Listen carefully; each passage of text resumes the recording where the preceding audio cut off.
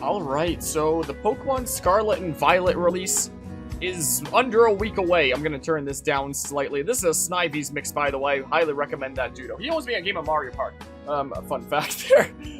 But anyway, we're a week away, essentially. Is Friday. It's coming out next Friday. I don't know how the time flew by so fast. I haven't actually done one of the trailer reaction discussion thingamabobs in like a bit over a month.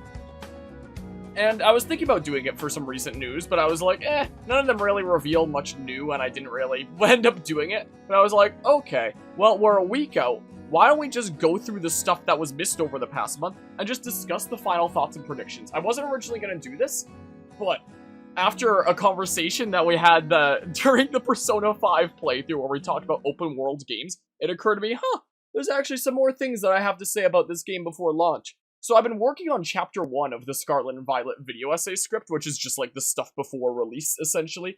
The stuff about like pre-order bonuses, the whole release schedule, stuff like that. And I was thinking about including a little bit about worries about an open world game, but then I was like, wait, why would I include that in the chapter about stuff before release when I can just play the actual game and include it in gameplay and say how it turned out? But I'd still like to talk about my kind of thoughts about open world stuff before release. So let's do it like this. This will be my excuse to get my thoughts out properly. I've been thinking about it. That's my favorite Texas streamer doing today. Alright, I'm still figuring things out here after my hot water tank exploded a few days ago. So I guess this was like a semi-significant trailer, you could argue.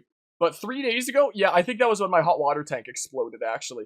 So there hasn't been hot water here for, well, about a day and a half. We did manage to get a new hot water tank pretty fast, was the thing. We've had heavy-duty fans blowing the carpets to get them dry, except for my room, because it would blow off all the posters. So currently, you can see all the crap on my, on my couch there that got picked up off the floor so it wouldn't get, you know, filled with water and stuff. I have in the corner there in front of my game shelf all those, you know how when you get something in a package that shouldn't have any moisture in it, there's one of those little packets? Those packets are to prevent, you know, moisture because it sucks up all the moisture and stuff. I was over at my cousin's place earlier today working on my truck, and he had like a couple bags worth of those packets because he doesn't throw them out. So I told him about that situation. He was like, here, take these, borrow them. Like, use them to drive the last little bits of your carpet. I was like, oh, okay. So I just have like a bunch of packets there of that stuff. There's a heater that's blowing there right now as well. I might turn it off for now. I don't think it can be heard on the stream anyway, but just in case, I'll just turn it off for now and turn it back on again when I'm done streaming, is the case. So there's that. I haven't paid much attention to this game. I remember seeing the Pokemon bikes, don't know a lot about it. Yeah. The whole bike situation over here. There's the bike that runs and the bike that actually bikes is the case. Are you gonna mention the fact that the entire game got leaked before release, or is it strictly promotion stuff? Did the entire game get leaked? I know that the starter evolutions got leaked. I know that much. Probably don't care much, but you were very excited. Just finished a raid. 2 out of 3 from your journey to get Jigglesworth Senior, and wow. Well, that's exciting news there. Wait, isn't this the second time this year carpet's gotten flooded? Yes. Earlier this year, it was from rain, just a lot of rain kind of pouring in from my bedroom over there, which, I guess, I don't know.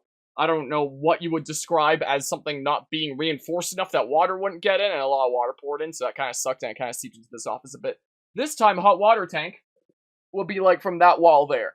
So right on the immediate other side of this wall, basically right behind my Majora's Mask poster, actually more behind the Assassin's Creed poster, is where the hot water tank is located. I appreciate the follow there, Natiart, if I'm saying that correctly. And yeah, during the night a few nights ago, it just kind of busted. So that wasn't great news. That wasn't super great there. So yeah, that was about the time that this trailer came out, I guess, if it was a few days ago. November 8th? Yeah, I think it was that night, actually, that happened. It wasn't great stuff, you know. Yeah, it would not be very good. Well, so I do have to say, like, I have seen all these trailers. I have seen them, like, when they came out. I do have to say, when it comes to this, I usually am not super big on, you know, big names in music creating something within a game. Personally, I usually find it pretty, yeah, whatever. If this gets demonetized, this gets demonetized. I don't make a lot of revenue off stuff like this, so I'm just like, whatever. As long as it's not something that Twitch would, like, strike me for. Twitch does stuff like that. Fine. You know what, now that I think about it, considering the weird way Twitch is about copyright stuff sometimes, maybe I won't. Then anyway, usually the way that I find, you know, big names in music doing stuff for, like with lyrics and stuff for games, I usually find it kind of cringy. But for this, I don't know anything about Ed Sheeran and most popular music, honestly. But this theme, I'm gonna be honest, I actually kind of like it. I actually do. I think it's a pretty cool theme. I do have to say. But yeah, it probably might well be. Yeah, I never expected that. I didn't really want it either. I don't know anything about him, really. But honestly, the theme itself is pretty nice. Also, no, gosh dang it, I was trying to go back 5 seconds because I just wanted to say that animation isn't bad by any means. I just find it funny in the bottom left there with Korai or Mirai Don or whatever the heck. I just kind of find it cracks me up. Ed Sheeran and Toby Fox did music for the same game. Yeah. Like, if it's a big name that's done game music before, then it's like, heck yeah, I'm all for it. But if it's a big name that just makes, like, popular pop culture kind of music stuff that has nothing to do with gaming, I'm just like, oh, why'd they do that? I guess to bring more of, you know, that person's fan base into the game as well, is the case. Honestly, the theme that was made, though, the song, I actually think it's pretty cool. Not gonna lie. It's actually pretty neato, as long as it doesn't get me in hot water for Twitch or YouTube. Because yeah, in hindsight, it actually might. If all I had to worry about was demonetization, then I wouldn't care, honestly. Make bingo sheets for the playthrough? What, for, like, what things could turn out happening? We could do. We could maybe do. Also, looking at trailers like this, I do have to say, you know how there's those notes about, like, game footage not final, which are included in, you know, almost any game trailer ever, just to say if it's not exactly like the trailer, don't sue us, but for Pokemon actually seems to have a, you know, actually has to have a lot of meaning, like it's actually going to change a lot before release, in, like, the less than a year leading up to release. These final trailers, ooh, shots like that don't actually look the best. But a lot of the battle environments especially, and what I've been seeing of screenshots, a lot of them actually look pretty good, not gonna lie. Like, drastically improved over previous trailers, and it's like, wow, how much did they save for last minute here? And I find that concerning. I like that it looks better, but I just wish it had looked like that from the get-go in trailers, because, you know, you should have the whole talk about vertical slices and work on these things that you can present to your audience. There was a, I think I made a post about it a little while back in one of Sakurai's recent videos, where he was like, if you want your game to be ready to show the world, first you have to finish it, and Pokemon's just like, wait, what does that mean? You know, so, you know, as I say in all these video essays, it's like, oh yeah, well, this isn't a video essay. You know what I mean? Whenever I do a video essay on the channel, it's like, hey, I like improvement before release, but you shouldn't just blatantly be doing it in front of the audience's face. But a lot of the shots of the game, while some aren't all that great, some of them actually do look pretty nice, not gonna lie, from what I've seen. Some actually do look pretty cool. Never noticed the mon gets reflected all around the Terra raids? That's a cool visual effect there. Yeah, there's the early buying bonus. This game comes out in a week. Oh yeah. Also, I only found out when this was posted in the Discord server. I think I clicked off this video when I was watching it for the first time before. I didn't notice this. It was only brought to my attention when it was posted in the Discord server.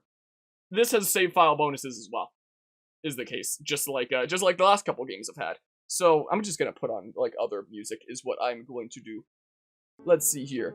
Let's play music. Hey, this is second narrator music now, and ending. I'll link just the playlist that I'm using here in the description of this video afterwards. Anyway, in Pokemon Brilliant Diamond Shining Pearl, you would get save data bonuses of Mew for Let's Go, Jirachi for Sword and Shield, and yeah, I think that was it for save data bonuses, right?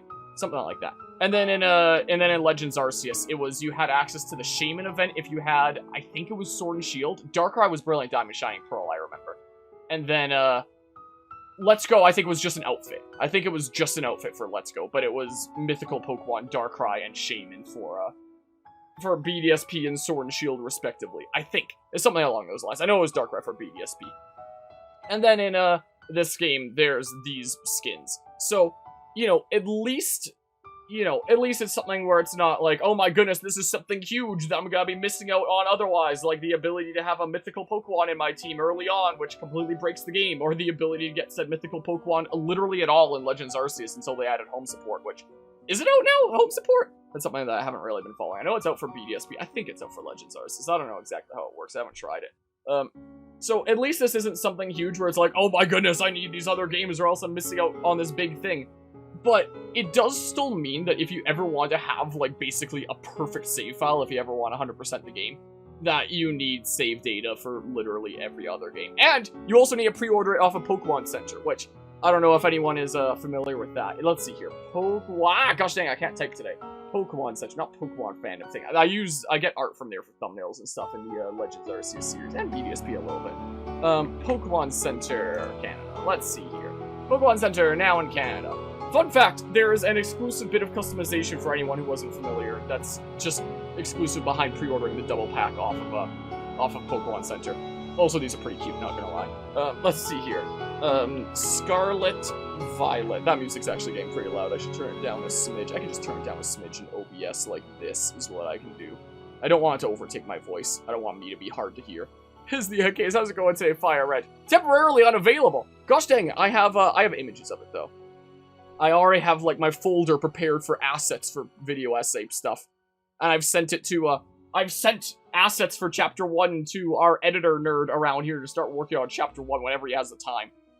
But here I have all the, pre-order bonuses, so even if it's unavailable right now, I have a freaking picture of it right here anyway. I guess this is from the, American site if it's 120 rather than 160. But there's a backpack that you can only get by pre-ordering the double pack off of Pokemon Center, wackily enough. So, that's something there. There's, digital bonuses at other sellers as well, like, okay, that's the GameStop pins. Like, if you order from Amazon, you get the, freaking healing set. If you order from Best Buy, you get, like, all this stuff. You may heal poison once, you know. Which, in the script that I have so far for that Chapter 1 before release stuff, I predict that this is made purposefully awful to make the one thing that's actually exclusive look more appealing. I don't know how appealing a backpack is to some people, but if you're the kind of person that actually, you know, wants to be able to have a perfect save file, or at least have the option to have a perfect save file, like in, hold on. Here's a good example. I'm the kind of person that doesn't always 100% games, but I at least like to have my save file in a state where I can if I want to. So, for example, one of the recent playthroughs that we did was Nier Replicant. And in Nier Replicant, the story is two parts, like pre-time skip and post-time skip. And if you don't do all the quests pre-time skip, then you'll never be able to do them again unless you start a brand new save file.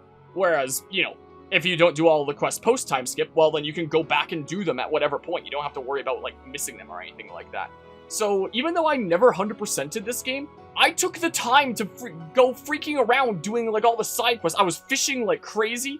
We did all these side quests about weird things. We discussed Xenoblade jiggle physics. I mean, we went around doing, like, all the quests, essentially, while discussing all the freaking weirdest stuff. So, there's probably a lot of people that feel like I do, where it's like, they might not want to 100% the game, but they might want to have the game in a state where they can 100% it if they so choose to down the line.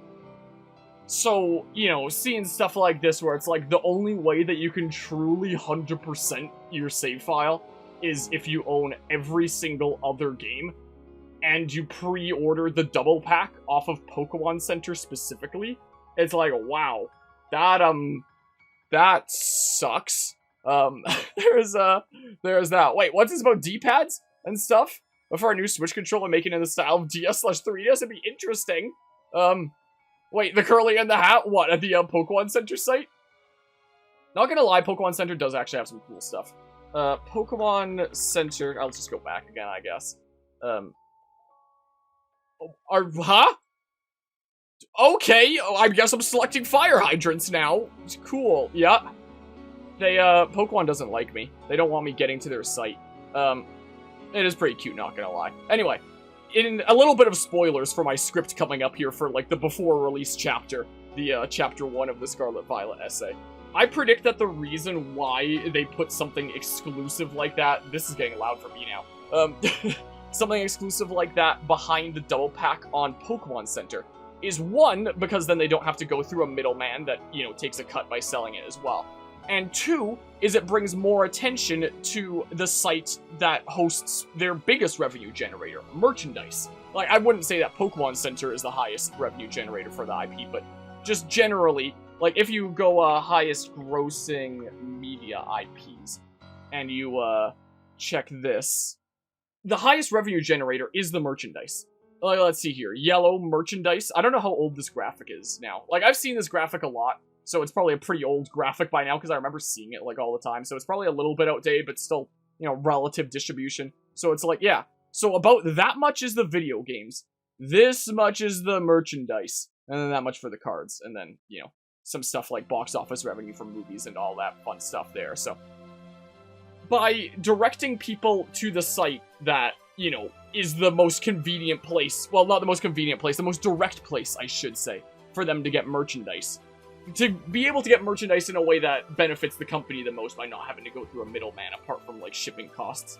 That's the way that I think it is. That's the reason why I think that they did, like, an extra pre-order bonus behind Pokemon Center specifically. To be an advertising campaign for Pokemon Center and their merchandise. Because, let's be honest, their merchandise is pretty good. Like, not gonna lie. Like, wait, what? No progs were- I've been freaking lied to. But yeah, let's be honest. You know, Pokemon merchandise is pretty good. Like, let's be honest here. But yeah, there's that. So, yeah, fun fact, if you want to ever be able to have a perfect save file of Pokemon Scarlet and Violet, you need to pre-order the double pack from Pokemon Center and have save data for all their mainline Pokemon games on the Switch. So, yeah, fun fact there, you know? So that's cool. That's a cool thing there. Let's go ahead and pause Jamuki's Through the Sea of Time orchestra there and tune into some other things. I should be able to turn on the volume for these, I think. And I can turn that up now. Is the thing. So, yeah, I've been tuning into these as they've been, coming out, but I just haven't been doing discussions on them because it's like, none of them are really anything all that new or crazy that warrants a full-on discussion, but, you know, during Final Wrap-Up, let's just go through them, I guess. Ground textures don't look all that great. The textures on Gimmicool itself look pretty good, though, is the thing. So, apparently they're doing something weird with this Pokemon, where it's like, this form you'll be able to get in Scarlet and Violet, and the form where it's out of the chest you'll be able to get in Pokemon Go. It's strange, but it's not like it's something that they haven't done before. They did it in Let's Go with Meltan. No, wait, no. It was like you were only able to get it at all in Pokemon Go, and then you could just like bring it over to Let's Go. But still an idea where it's like there's something exclusive to Let's Go, you know. Let's see here. I think the new Donphan forms or something to mention. They look good. We haven't seen a lot of them though. Like I can bring it up. We can look at it specifically in wherever it was here. But we don't actually get to see a whole lot of them. We more so get like a little bit of a teaser of them. I've heard from leaks that there's the whole Paradox Pokemon or Time Loop, whatever the hell thingamabob. Oh gosh dang it. Out of here. Where the heck was it in the trailer? Which does sound like a pretty cool idea. I'm actually looking forward to it. There are definitely some mechanics being featured in this game that, you know, seem pretty neat. It's mostly the second Donphan that we don't really get to see that much of. Like, this one we get to see a whole lot more of, and that's pretty darn cool. That's pretty darn neato there. Here we get to see, I don't know, that its nose is like its eyes now, essentially, or something weird like that. Freaking weird LED Donphan out here. Specific Paradox form you're excited for, but it's post-game, which is lame. Oh. So, has the full game basically been leaked at this point? I've followed some of the leaks, not a whole lot. I know what the final starter evolutions look like, but I don't... Look how empty it is here. Hold on, sorry. There's, you know, this that signifies one of those raid battle thingamabobs, and it's just... You know, maybe there's stuff just around the corner. Anyway, people are streaming... I heard about that people are streaming the game on TikTok. I would not bet on doing something like that. You know, that's how to get in major trouble by Nintendo Ninjas 101. That's how to get sued 101. But, I mean, TikTok is a platform that's famous for people doing stupid things, so, you know, I guess I can't be too surprised. I mean, when we're talking about Nintendo, we're talking about a company that's so strict with you only being able to cover stuff when it's out, that if you played things when it was out in your country, but it wasn't out in other countries, they would still put you in hot water for that, because I guess Nintendo doesn't know that time zones exist. So, considering Nintendo, I'm surprised that anybody has the balls to, you know, be streaming that, you know, in like a week before release, considering how ludicrous Nintendo is about that. But hey, some people, I don't know, are just missing brain cells or something, I don't know. Like, or maybe they just don't care about their own risks that they're taking. Like, I can't imagine doing that. I can't imagine it here. But yeah, sort of off topic, but still Pokemon did Ash really win a championship after like 20 years? I heard about that. I've been seeing it going around online. I haven't seen it like firsthand, though. Also, I love thinking about Ash. I always love thinking about the example that I saw online once where it's like every employer is looking for people like Ash Ketchum nowadays. 10 years old with 20 years experience, you know, something like that. Also, let's see here. Also, you can catch Pokemon not available in the other game by connecting your DS with a Gen 4 game and Gen 3 game to your Switch. What's next? Wait, What? What do you mean, connecting your DS with a Gen 4 game and Gen 3 game to your Switch? Are you saying this is like a meme as something that they would actually do? Connect every system to the Switch? How do you feel that the only Pokemon with no weaknesses is returning? Wait, what? Oh, with Electros? I mean, you can technically, you know, use gravity or something that it has a weakness, I guess, but, and the crystal freaking weird Pokemon are interesting. Gotcha there. I was confused for a hot second. So this is where they talk about it more specifically. I have not played Pokemon Go myself in a very long time. I don't like it. My mom still plays it, like, pretty regularly, though. She, has some rivalries with other people at the, university where we both work, and, I think she's, like, mid-level 40s. Something like that, like 45, 46, I don't remember. Haven't checked it in a while, but still plays, like, from time to time. So I'm sure that she'll be seeing a whole bunch of Gimmigghouls, and if ever I want to showcase that on the channel, then hey, I already have the perfect go-to account to, to do that off of, I guess. Anyway, I do think it's interesting doing something like that across different games. But, you know, let's face it, it's basically a means to get more people to the app, essentially. If anyone's curious for the main reason why I don't play Pokemon Go anymore, the biggest reason is because of the way that they handle progression in terms of leveling up your Pokemon and getting stronger with the system of candies. Because when Pokemon Go first came out with the initial 150 Pokemon, or what would have been, like 146, 47, something like that, because I don't think there were legendaries in for a while. Whatever. The initial batch of Pokemon, essentially, in Pokemon Go. All the candies were based off of evolution lines. And with that many Pokemon in the mix, it's not that big a deal to be catching the same species over and over again, to be able to level up the species line generally. But as they added more and more generations, you know, catching the same Pokemon consistently over and over becomes harder and harder the more of a pool that you're dealing with. So, what I would have done if I were in charge of Pokemon Go, is just change it so that the candies that you get are based off of types rather than species. So, a Bulbasaur candy, rather than giving 3 Bulbasaur candies, would instead give, like, 2 grass candies, 1 poison candy, for example. Or a pure grass type like Chikorita would just give, like, 3 grass candies. You know, stuff like that, based on typing and secondary typing. So that it actually preserves the longevity of the game by being able to, you know, catch the same similar thing consistently to be able to level up that type of Pokemon, instead of having to catch the exact same evolution line consistently, which becomes harder and harder as they're in, what, now, like, Gen 7 or something like that in Pokemon Go, so I find that kind of silly. That's the biggest reason why I don't play Pokemon Go nowadays. There are other reasons, but that's the biggest reason. So, you know, I guess the whole weird thing that they have going on with Gimmighoul across the 2 different games is meant to be like, hey, let's get some more people playing the app, and get some of the casual players who only play Pokemon Go and have never played any other Pokemon game before. Maybe a little bit more interest in trying out Scarlet and Violet, maybe. Like, bridge together these 2 things, which is smart, like, let's face it. It's definitely a smart play to be making there. It definitely would not bring me back to Pokemon Go, because, you know, weird systems like that, especially with how many Pokemon there are in it now, are just too frustrating for me to deal with. I'm gonna be honest there, is the case. But yeah, it would be cool to have Megas back, but I don't know. Oh, that's gross. The ground there. Oof. Here, this looks good. Man, this game is gonna be, like, so all over the place in terms of how things look, isn't it? Like, some areas are actually gonna look really good, and some are gonna look so bad, aren't they? Is the way that I'm feeling with this, this video game. Should we name them? Yeah, let's name them. Name the thingamabobs. But yeah, I guess this is basically like the new Voltorb, I guess, is the case. Because back when it used to be you know, interact with the Pokeball on the ground and it could be a Voltorb. But now it's interact with the chest and it could be a Gimmighoul. Would there be regular chests like that even? Or maybe they'd be exclusively Gimmighouls. I don't know. I guess it's based off of, like, a Mimic there. Could well be. Could well be fun. One of the funny Twitter posts that I saw semi-recently was from Nishara.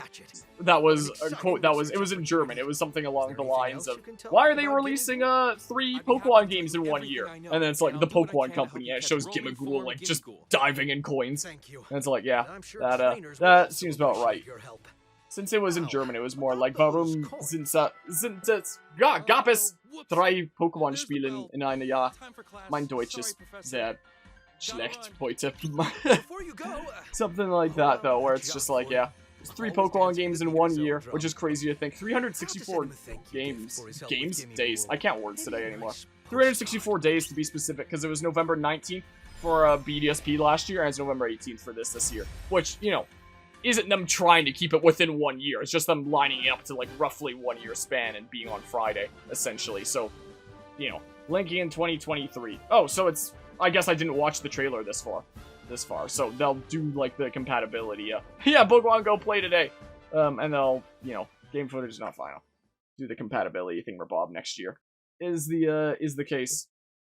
Anyway, yeah, I'm sorry I can't words today. My words are, like, not functional. Also, I started making a playlist to just go through all this stuff called, like, Pokemon stuff that I missed. But some of these are labeled as YouTube Kids, and apparently you can't save those in a playlist. So I just created a playlist called Pokemon Stuff I Missed for no reason. So, just a private playlist. I'll delete it later. But yeah, let's see here. Yeah, it is very much quantity over quality. Is very much the way that things feel there. This is gonna be wacky. So over the N64 draw, this is Torkoal. Yeah. I think if you look in the most recent trailer, that one from 3 days ago with the Ed Sheeran thingamabob, their one shot that's a little bit far from Torkoal is the exact same issue again.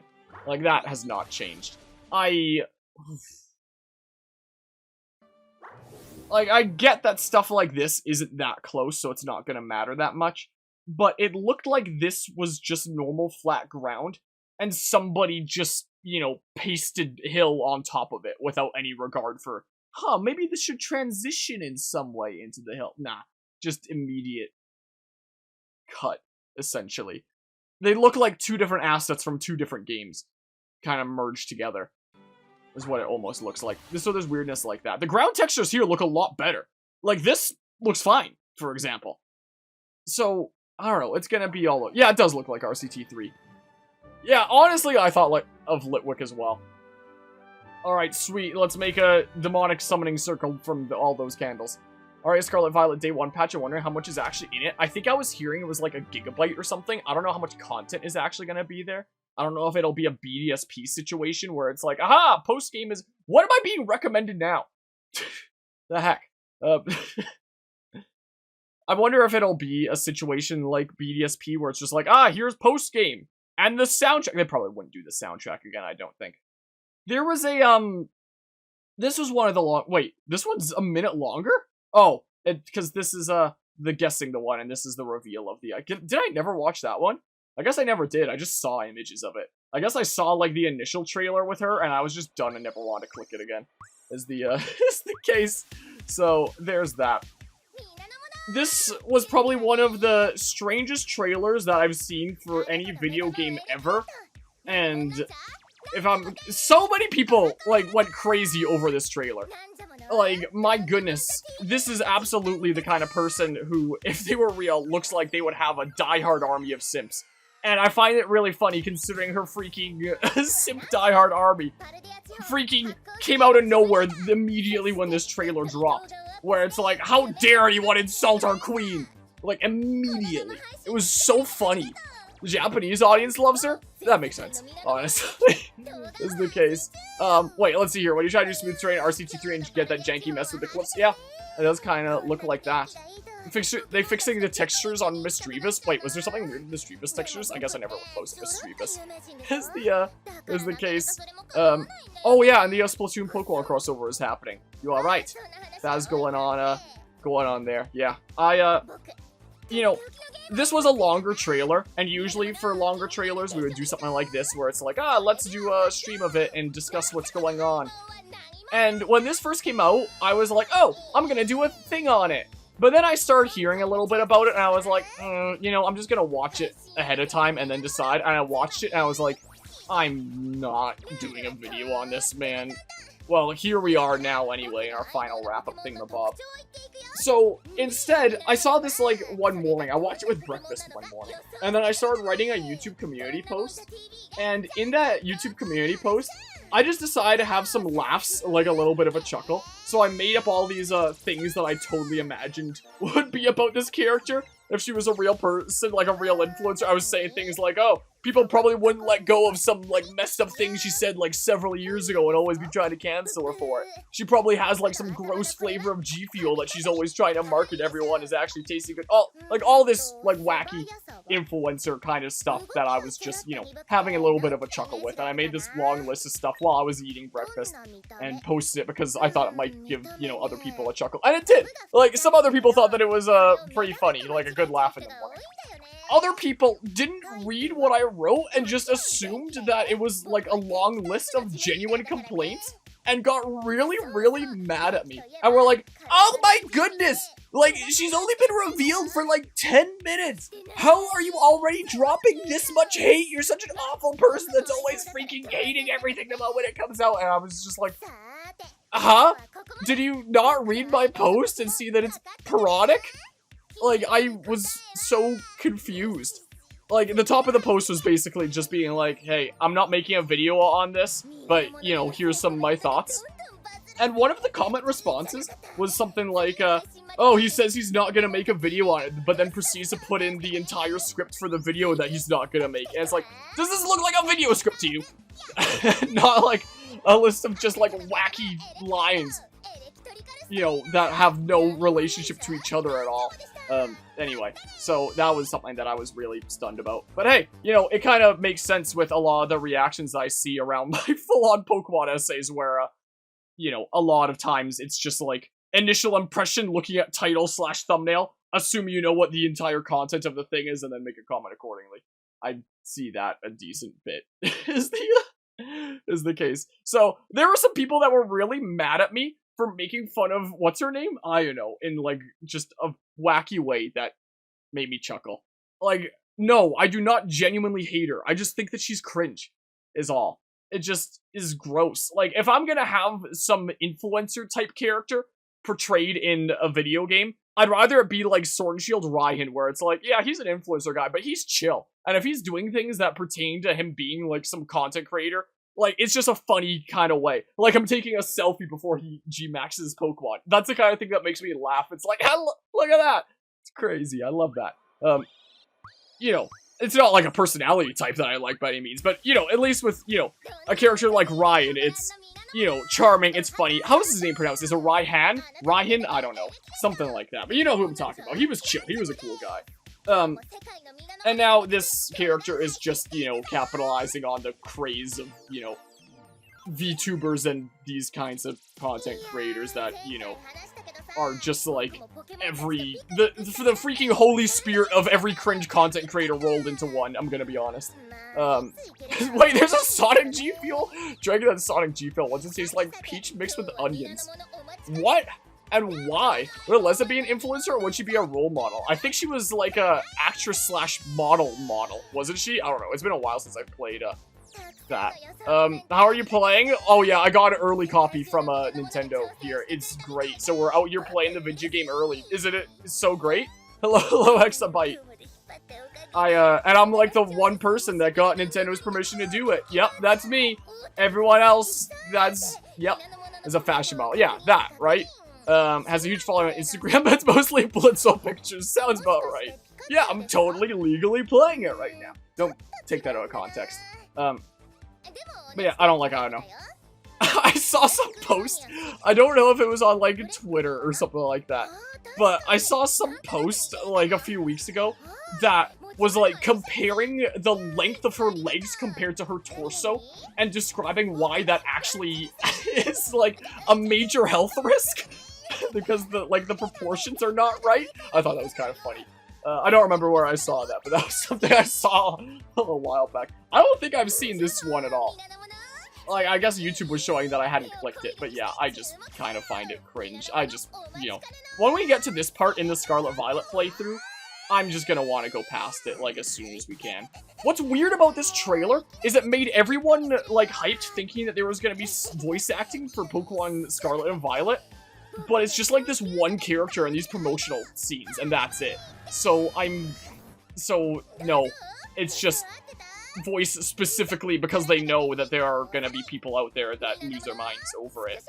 And, you know, the most high-pitched, annoying voice, you know. There's that. Hello, Destiny. What you miss? Just us talking about, you know, some other trailer stuff up to this point. I'm probably gonna, you know, discuss some general predictions for the game, like when we're done going through these. Yeah, I've not seen this one. What?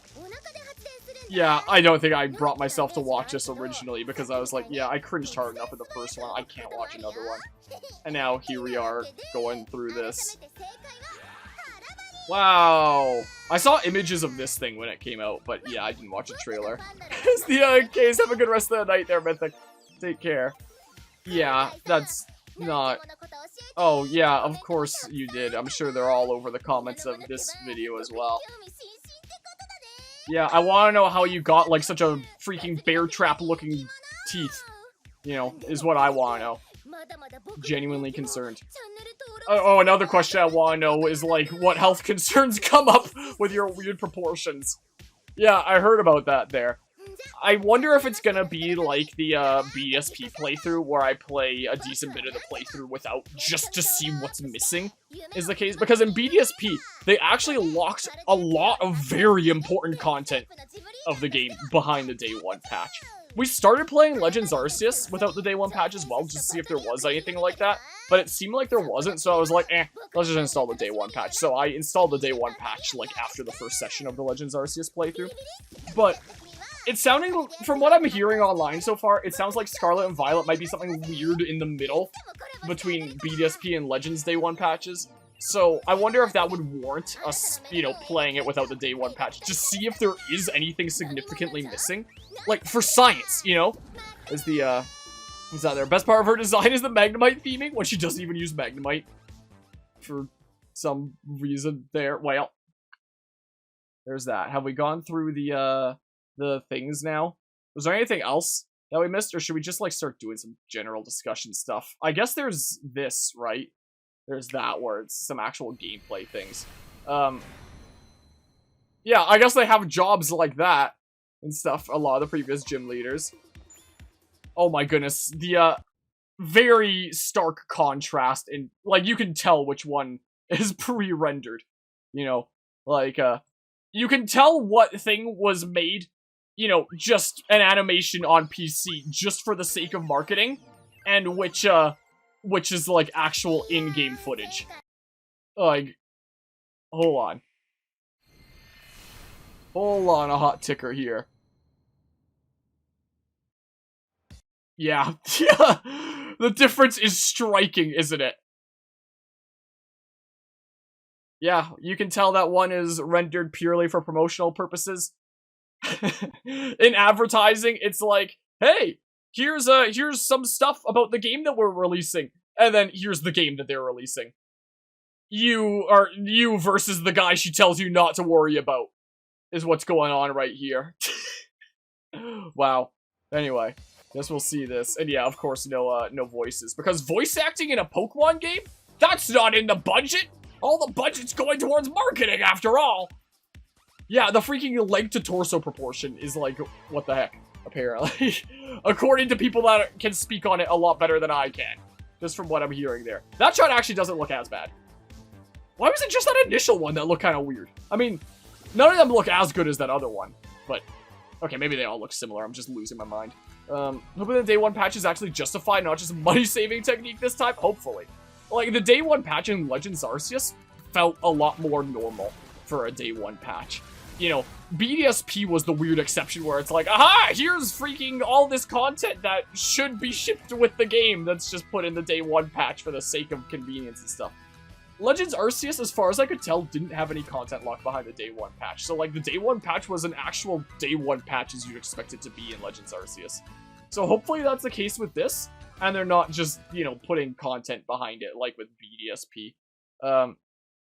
Wait, what? Is this about Roxy's gym theme? May as well close these tabs down. Yeah, I think we're caught up. I mean, there's this that we haven't seen. It might have that tune. Do we want to see this? Oh yeah, it does have the tune. Yeah, let's freaking put all this makeup and effects on him when he doesn't actually appear in the trailer. Wait, is this used exclusively for behind the scenes? Where was this used? What footage is this from? Like, what am I watching a behind the scenes of? Oh, cool, he's making breakfast with a blowtorch now. I'm so confused. Were these, like, other commercials that were out there? Maybe these are commercials that are going to be aired on TV. Because as we were saying earlier, the reason why they probably use, like, a big name in popular music and pop culture is probably for, bringing people that, follow him to playing Pokemon and stuff. So maybe this is just behind the scenes of some TV commercials that are coming out, or some TV commercials that are already out. You'd think that those would be on the Pokemon channel as well. Unless this is just, like, behind the scenes of him living his life, or something silly like that. It's, like, I'm so confused what this is behind the scenes of. It must be for some TV commercials or something. It has to be. But, like, why wouldn't those commercials also be put on the, Pokemon YouTube channel? Maybe they would be, after the game released? But then why wouldn't this video be put up sometime after those commercials air? I'm so confused. What did I just... Oh, it's for this video. Whoa, wait here. Is this on his channel then? Yeah, that's on his channel, apparently.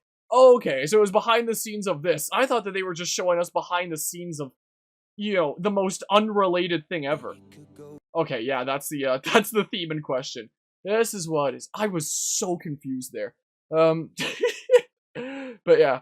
Day 1 patches are often used when developers don't have enough time to finish the game by cartridge printing time. Yeah, just, like, ham out some last few details. Not put, like, your entire post-game behind it, like PDSP, Your entire post-game, your entire soundtrack. Okay, I got you now. I get it now. My confusion was immeasurable for a hot second there. COD has 70 megabytes of data on a Blu-ray disc. Then you download the whole game. Disc is only a key that they make you download. Isn't COD nowadays, like, over 100 gigabytes or something ridiculous? Something silly like that? Yeah, so I guess that the whole reason why they do a collab like this is to appeal to, yeah. Makes sense. Again, I usually find, collabs with big music creators that have nothing to do with the gaming industry kind of cringy and out of left field. And I do kind of feel the same about this, and I know nothing about Ed Sheeran, but I do admit that this theme that is not playing right now, I do like it, though. I do have to say I do like it. I mean, Pokemon has put out, like, some pretty cool, lyric music stuff. Like, what was that one called? I think it was called, Acadia by Bump of Chicken, I think, for that Pokemon anniversary. What was it, like the 25th anniversary, something like that? That was an awesome theme. Let's face it, there was a time that I was trying to learn that on piano. That was a kick-ass theme, not gonna lie.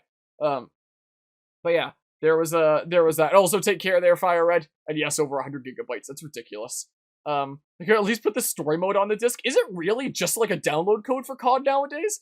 That is all that they're actually selling physically? Because if so, that's, like, ridiculous. I wouldn't know because I don't play COD, thankfully. Celestial, whoa! That's crazy. Weird neon light looking Eevee thingamabob there. I don't know how I feel about the art style in some of these with the super simple eyes, yeah. Not like it matters. It's not like, my opinion on this random freaking music video by a creator that I know nothing about is of any importance whatsoever. But, COD Massive nowadays, it's intentionally to eat up storage space so you have less games installed. Yeah, I've heard about that. I don't remember what streams it's been, but I know that there have been some previous streams that some people have mentioned that. Where apparently it's like a ploy to make sure that you just have COD and not space for other games. Just wait for the day that Pokemon does something like that. Hopefully it never does that, but we shall see. The Pokemon would probably never do something like that since, Pokemon's such a staple of Nintendo, and they would probably figure that, like, oh, you're probably gonna have other Nintendo games, right? Probably. Probably there. Oh, they put him over Ash! Put freaking Sheeran! Yeah. Again, big creators that have nothing to do with the gaming industry, I just find it kind of cringy, honestly. Big names in music that do have to do with the gaming industry, like Toby Fox, that I find hype. I'm looking really forward to the Toby Fox music in Pokémon Scarlet and Violet. Because no matter the quality of the game itself, let's face it, the music is probably gonna kick ass. Because, no matter the quality of the games, music in Pokemon games is the kind of thing that's just, like, been unparalleled, always awesome. I mean, some game soundtracks in the Pokemon series, I would argue, are better than others, but I don't think I've ever played a main series Pokemon game where I've thought the music was bad. Like, it's never happened. So, you know, I am definitely hyped for the music of a Scarlet and Violet, especially now that Toby Fox is playing, like, you know, a bigger role than just playing, you know, one theme, the Battle Tower theme. Yeah, music always slaps. I'm really looking forward to that. And I follow, and I'm actually friends with a lot of people in the Pokemon remixing community. And I can't wait to see what kind of cool things that they come up with, you know? That'll be cool to see. One of the bingo spaces should be Toby Fox effing kills it. Wouldn't that just be like the free space in the middle, though? Basically. I like how Pokemon is celebrating about themselves by having singers sing for them even though their 20th birthday is over. They did have, like, you know, that special video for the 25th anniversary, like was being mentioned before. That was absolutely amazing. Also, my doggies come down to join us. Jesse, hey, you leave those be. Those are toxic. Those are there to soak up the water that's still in the carpet after the hot water tank exploded. Yeah, but you leave those be. You can inspect them like that, but yeah, don't get any weird ideas. Because that would not be good. Not be very good at all. So yeah, you can see all those packets all over the place. And there's that big plastic bag over there that is basically the beads that are inside those little packets, just like loose leaf that my cousin also just had a big bag of. So what he recommended there, while I have this heater that you can't really see, heating things up, you know, evaporating water out of the carpet will just put it into the air. It won't, you know, make it gone, and it could just go back into the carpet. So he recommended putting out that bag and just opening it up and just letting that absorb some of the moisture and stuff. So it's starting to, I'm hoping that's starting to get, like, drier in here as that, you know, turns greener and gets, like, more moisture in it. So in case anyone's wondering what's going on there. Have you seen the Wiglett trailer? Didn't that one come out, like, forever ago? Fairly certain we saw that one, right? There's got to be a category just for, like, Scarlet and Violet stuff, right? Wiglett makes you uncomfortable? I honestly don't like Toby Fox's music. Banned. Pokemon video games. Let's see here. Let's just see. The Wiglett trailer's on Cerebi. What, like exclusively on Cerebi? Not on here? Because I'm fairly certain we've seen all the things, right? Like, I'm fairly certain we've showcased this, right? Or did we? It's one of the shorter ones, so maybe I didn't. But, like, you know, I've seen it. Wiglett has been a thing now for a while. You know, has been out. That was, like, how long ago was this? This is, you know, September is when this was. The heck? Unbelievable. Such blasphemous words. Them's fighting words. More stupid motifs. Toby Fox motifs are awesome. Wrong video? What are you talking about? There's some exclusive trailer on Cerebi. Why would there be on Cerebi, but not, like, the official Pokemon YouTube channel? What are you talking about? What? One of the changes that I hate about Cerebi, can I just say, is, you know, the ads on the bottom, it used to be when you clicked X to X them out, you wouldn't get another ad for that, like, instance of the page at all. Now, it's like you click X, and then, like, 30 seconds later, it just appears again anyway. Is the case. Yeah, so this was that trailer. Was the thing with the Ed Sheeran thingamabob. Some Wiglett thing, huh? Also, wait, did they change it? The ad isn't appearing anymore. They revert that change that I didn't like. Also, can I just say that the new Switch thingamabob for Scarlet and Violet, that does look pretty cool, not gonna lie. No, you were on the treasure vid. Like, the video skipped. Oh. Oh! Oh, you mean... Oh. We'll jump to that one for some reason. Oh, weird. I mean, I think we've seen this, right? If we haven't, then it would just have been because it's a short one. But, like, I've seen Wiglett. That's the case. I have seen it. And I guess we haven't talked about the convergent evolution thingamabob there. I do like that idea. Because, you know, I feel like one of the really cool things that is in the potential of video games. Oh my goodness, the textures on Bonsly there. Wow. Wow. Anyway, one of the really cool things about video games is that it can inspire you to go and learn more about other things in the world. So, it's especially important in games like Pokemon that, you know, have such a wide audience and, you know, appeal very much to kids a lot of the time. Even though most of the player base nowadays are young adults, it's still meant to appeal to kids / families, I should say. Pokemon's like a family game that anyone of any age can enjoy. But, anyway, point is, for anyone, and especially young audiences, it can be really cool to have things that inspire people to look into things and learn something new. So when they started introducing other forms for similar species that we had already seen, that was divergent evolution, showing the idea that, you know, these creatures living in completely different environments would adapt differently and go down different, you know, evolutionary paths, even though they would share a common ancestor, you know? And that can be a really fascinating thing to be showcasing in, you know, Pokemon. I thought that was something really neat. And then to be showcasing something like convergent evolution, where this is not another form for Wiglett. This is not another form of Diglett, like a lot of people thought at first. This is instead an entirely different species that has just evolved to be similar to Diglett, being convergent evolution. That shows that in some similar environments, some completely different species might over time evolve to be very similar looking and look like they would have a common ancestor when they didn't, but their surroundings just essentially made them evolve in a way that they wound up looking really similar to each other. So I think that that's like a really cool thing to be showcasing there and making people go like, huh, that's a thing? That's really interesting, you know? Especially considering, you know, of course, a lot of people are familiar with divergent evolution, but not as many with convergent evolution, having no idea that things could evolve to be like the same, like similar things. I shouldn't say the same thing, but, you know, I think that that's neat to be showcasing stuff like that. But yeah, so my thoughts on the new Stars evolutions. I can't showcase them on the actual stream, but the one for Sprigatito I think is pretty alright. Not as good as I hoped that it would be. The one for Fury Coco is actually really, really cool looking, not gonna lie.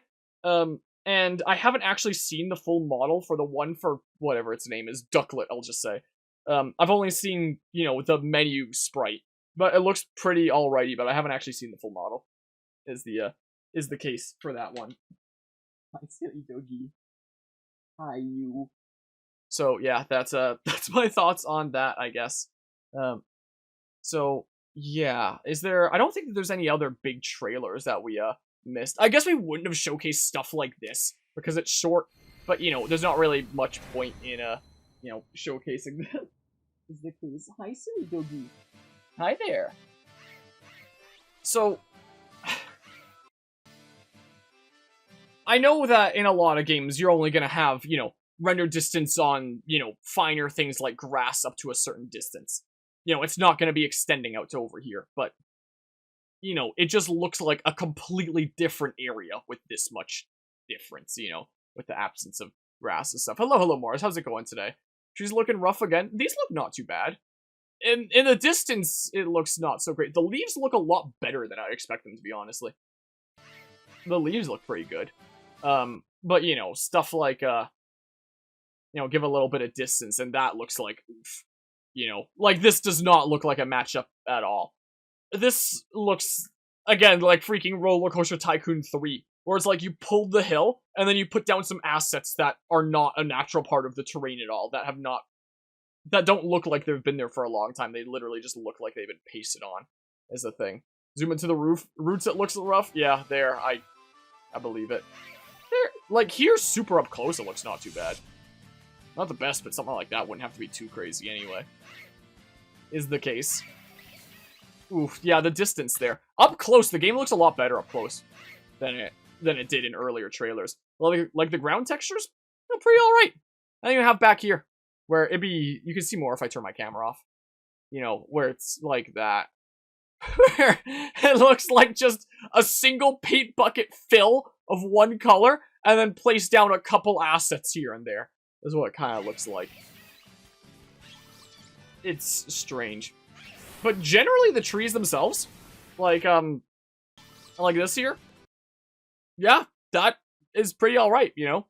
That looks pretty okay. Like, when you're up this close. But when you're at a distance from some things, like, my goodness, it really does not look great.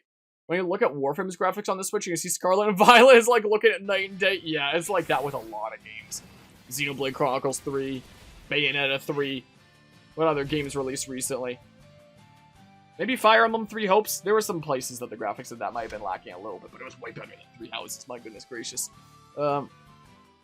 Yeah. Maybe, I don't know. I don't know. I feel like the up-closer stuff does look a lot better than it once did. To the point that I am definitely very surprised about it. Hold on, let me see if I can find the Torkoal thingamabob here again. Because, you know, there was a whole weird situation going on with Torkoal in, like, a much earlier trailer. And I think it's still going on in this trailer. I think it was this trailer where it comes up at one point where you're fighting the living Rotom car thingamabob. Right? Yeah, here. Around this part. So, you know, a second ago, here's Torkoal looking fine. Ah! There's Torkoal looking just fine. Perfectly A-okay. And then there's Torkoal's mouth being 4 lines like that. Oh, man. So, yeah, it really... Of course, in most video games, you are gonna have things that there's some distance between the player and it take some sort of a graphical hit. It would be pretty silly, you know... How would I best describe this? The amount of effort that you're allocating for each designated thing in the processor. What do you describe that as? Anyway, the amount of room that each has in memory, I should say. It wouldn't make sense for it to have as much detail when it's super far away as when you're right close to it. Like, that's normal for a lot of games. But when the distance is like, what, like 4 meters here? Maybe 5? For the graphics to go from, like, actually pretty good to just, like, freaking N64 models? That is not normal. Especially considering the trainer model, like, you can't really tell here and this, but for the most part, looks a lot better. Like, this model still looks like it's being rendered pretty normally, and same with, you know, the back parts of this vehicle. This whole vehicle is just, you know, rendered normally across the whole thing. But I guess the Pokemon are specifically programmed in such a way that it's like, once there's about this much-ish distance between you and the player, just tank the quality to that to save on, you know, not processing speed. Just the amount of leeway that the processor has. I'm forgetting my terminology. Yeah. This trailer came out 3 days ago, and this game is releasing in 7 days. We are less than, like, I guess technically less than 7 days before release, because there's only, like, 2 hours left today. So, with less than 7 days before release, this is what we're being shown in trailers just 3 days ago. You know? So, this trailer was released 10 days before release, and showcases the game looking like this. You know? I think Pokemon's also just kind of realized at this point that since, you know, it's Pokemon, no matter what quality they show, it's gonna sell. So they really don't care about showing stuff like this in trailers anymore, because it's Pokemon. It's gonna sell well no matter what. You know, how many people are gonna be like me and, you know, pause to see stuff like this? You know, most people will either just notice it eventually in-game, or just, you know, not pay attention or something like that. Also, you notice a distinct lack of anti-alias on this game and don't know why. Because it's Pokemon, I guess. That's the subject of the shot. It's like filming out of focus. Yeah, I mean, the two main... I guess I would argue the 3 main focuses would be the attacker, the one getting attacked, and this. That's what I would argue are the 3 main focuses here. You know, obviously with these effects going over, you might not be able to see as much of the vehicle as the effect goes over. So I guess at this point, main focus would be here as the effect is blocking Torkoal. But, like... Look how happy Torkoal is! Wow! Such a happy low poly boy! Oh, man. What a wacky world we live in there. That's certainly something. Isn't he great? You know, I think that there's still some GIF emote slots that we can fill on the Twitch channel here. I have thought about swapping out some regular emote slots. How funny would it be to one day, either here or on the Discord server, just have a channel emote that's just like a low poly Torkoal being happy as heck? I don't know. Could be funny. I don't know there. Anyway, let's put on some regular music here is what we'll do. Oh, I'll turn it down in OBS. Again, is what I'll do here. Now let's put my Stream to Strim playlist on shuffle, how about? Let's choose a new theme to start listening to. How about some Xenoblade Chronicles X music? Because emote, it kinda would. Like, what the heck? What is going on here?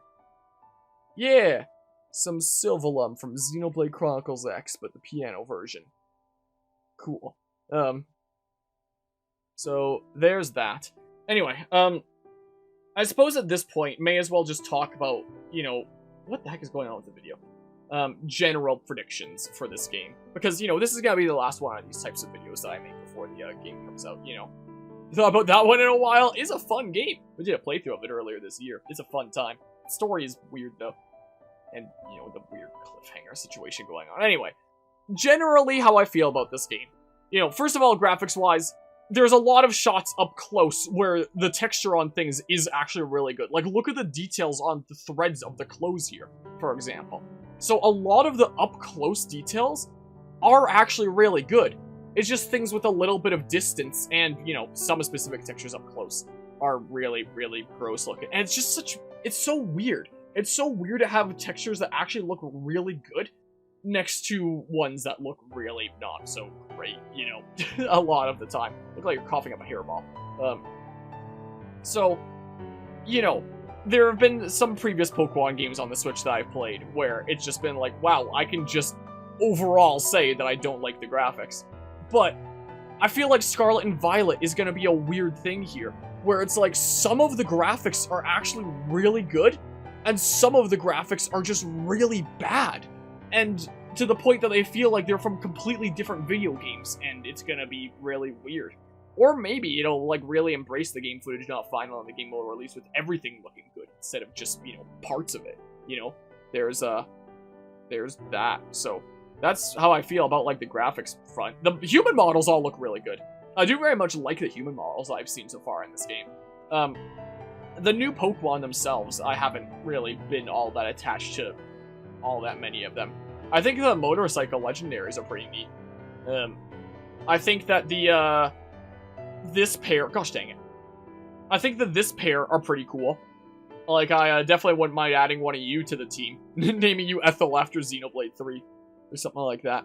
That could be pretty neato. Oh, speaking of naming Pokemon, I'm just gonna randomly shoehorn this in here. Freaking plug for next weekend. We're doing a 24-hour charity stream. It was supposed to be this weekend, but then my hot water tank exploded. So it's next weekend instead. It's going to be the 7th 24-hour charity stream. Where we're going to be fundraising for the Stollery Children's Hospital for anyone interested in that event. And I'm thinking, I haven't announced the goals yet, but I'm thinking that if we hit a certain milestone, that I should just let the community vote on one of the main 6 Pokemon in my party, with the conditions being that it be a new Generation 9 one, and it's like an evolution line, not, you know, a specific Pokemon. So, you know, it would be like Lechonk's evolution, not having to stick as Lechonk, something like that. But literally just vote across literally every single Pokemon in Gen 9, and whatever gets voted on, I would have to use as a mainstay in my party. I'm going to turn this down a smidge, I think, is the case. So anyway, speaking of getting Pokemon in the team and naming them, there's that, is the case. So yeah, that's fine. I said evolution line, so it'd just be whatever the highest evolution is in, like, each line if something's voted on. So I would just, like, you know, say any evolution line in it, though. Anyway, so that's a thing that may be happening. So one of the mainstays of the of the upcoming playthrough of that game might well be community decided. We shall see there. I'm gonna adjust this a little bit more. I think this is another Jamuki one after we were listening to one earlier. Was the case? Yeah, it is. Another version of Through the Sea of Time. So there's that. Anyway, I'm a little bit worried about the multiplayer features of this game, considering in the past, as long as anybody had, you know, the same generation of games, you could battle or trade with one another. Like, so, Diamond, Pearl, Platinum players could battle trade with Heart Gold, Soul Silver players, however much they wanted to do, but that's just not a thing in Switch-era Pokemon anymore. And, you know, I feel like this game is just going to be... Well, of course it's only going to be able to interact with itself if it's Gen 9. But I mean, if there's even a future Pokemon title that comes out on the Switch, which is arguably a Gen 9 game, that Scarlet and Violet probably wouldn't be able to interact with it either.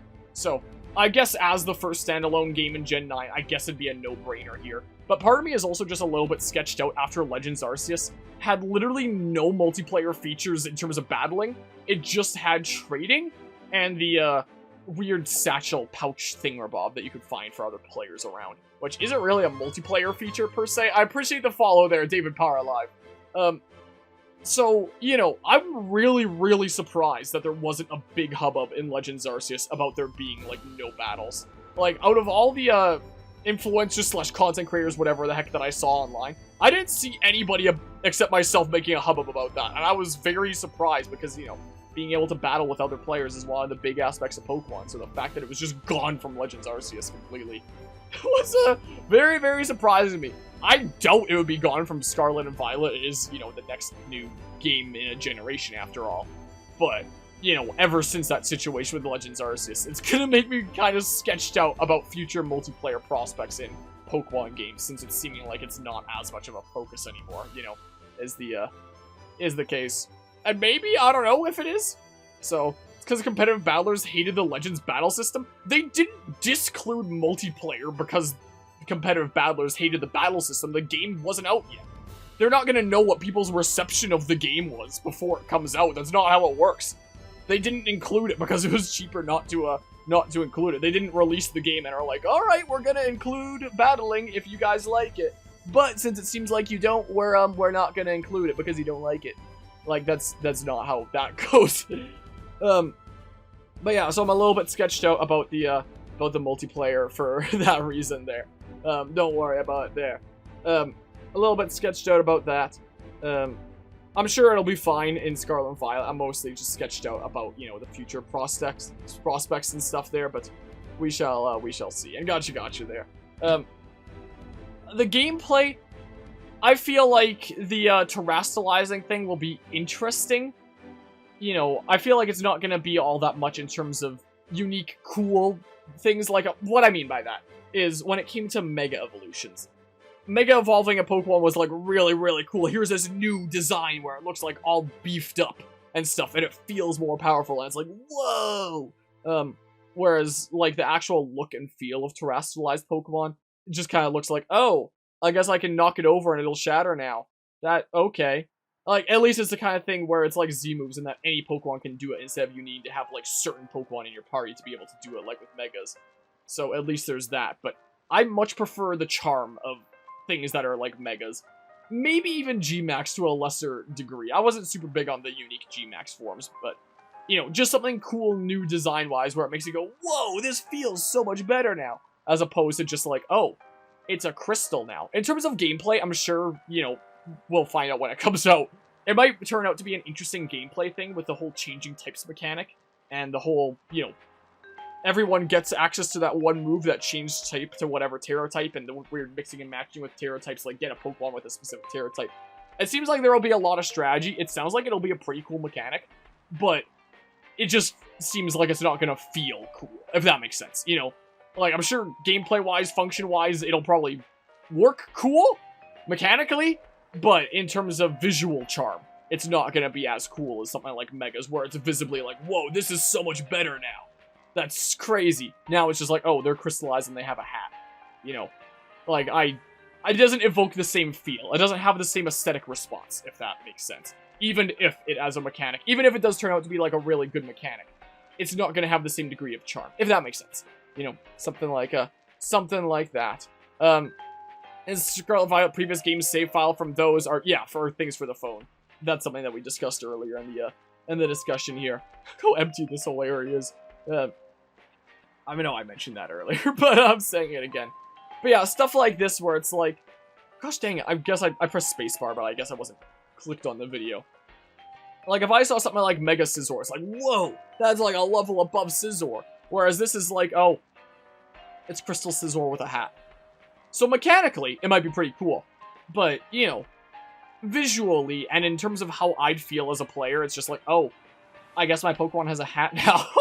And they look like a crystal, so we're not big on the visual aspect of it, but maybe mechanically it might be cool. Let's see here.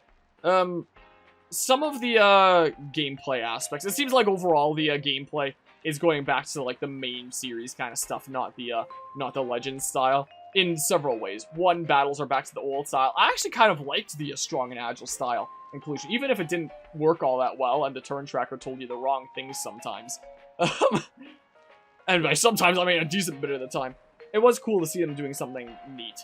So, part of me is a little bit disappointed to see it going back to, like, the same old system we've always experienced. Maybe it'll be, you know, decently new enough with the whole Terra types and Terastallization, so we'll see how we feel about that. Yeah, or maybe it'll have snow blindness like Legends. We shall see there. That's totally it. If we ever get like a Pokemon that can terastallize into a blue crystal, we have to name it like a Breaking Bad reference. Hello, Magic Goat. Yeah, if you were in like a blizzard or fog, stuff like that, your accuracy would just tank and the game would not really tell you all that well, quite frankly. So there was that. Some of the mechanics seem like they'll be kind of cool. Like, I do generally like the idea of riding your legendary Pokemon around the region and gliding like it's Breath of the Wild or something like that. That seems pretty cool. Other mechanics, as we've discussed in previous things of this, look really bland. Like like that whole feature that they showcased during one trailer where it's like you send out your Pokemon to go achieve some task. It's like your Pokemon is like the most simple bot ever that just goes in a straight line towards whatever you sent them towards. And if they happen to encounter something they can interact with along the way, then they do. Like, it's the most basic AI imaginable. And when it was showing how you could send out Pokemon to just automatically do battle with some wild Pokemon and not have to actually engage in battle, the Pokemon that they were using in that trailer example were just standing around like statues, doing absolutely nothing. And I worry that the Pokemon in this are going to feel very much like they did in Legends Arceus, where they didn't feel like they were naturally existing in their world, but rather feeling like they are quite literally just placed there for you, and you're just going through this, you know, this digital course, collecting the terracotta warrior army of statues just standing around doing nothing, you know, is what I worry the wild Pokemon are going to be like. Like, there hasn't been enough exploring around the open world gameplay shown yet for us to know for sure. Like, we'll have to wait for the game to come out to see if this is really the case. But I'm really afraid that it's going to be like Legends, where the Pokemon aren't actually existing in this world. They're just standing around waiting for you to battle them. And it doesn't feel like... Because, hold on, one of the really good things about games like this, or one of the good things about their potential, is the chance to make you feel like you're actually in that world. Because, you know, getting to feel like you're actually in the Pokemon world would be a hella cool feeling, let's face it. But, you know, if the Pokemon are just standing around there like statues, I'm not gonna feel like I'm in that world, you know? Is the case. So, that's something that I'm definitely really worried about for this game, is that, you know, there aren't gonna be wild creatures existing in the world. You know, if you want to compare it to something, let's take Breath of the Wild, for example. The creatures existing in that world, like deer, for example, would, you know, be around grazing grass. If they hear you, then they might skitter off, something like that.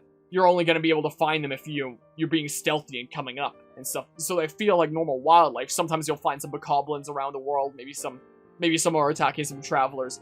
It feels like a world that would continue to exist even when you turn the game off.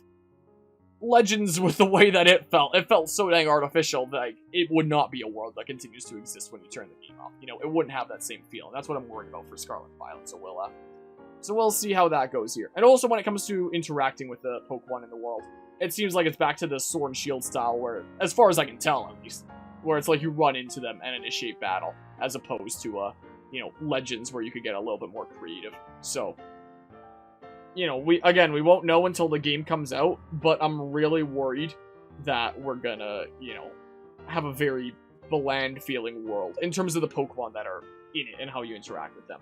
Time will tell. Maybe I'll be proven wrong, but that's what I'm worried about, you know? Yeah, there were definitely some good times we had in Legends, like Kenway, but that wasn't, you know, as a consequence of, you know, the way the Pokemon were in the world. I guess unless you say that, like, Kenway was shiny, but, you know, Kenway wasn't existing out in the world. Kenway was standing around doing nothing and being all shiny and pretty. After we, and then we caught and, you know, added the first shiny Pokemon to the team. That was neat there, but yeah. Is there anything else to talk about on that front, I wonder?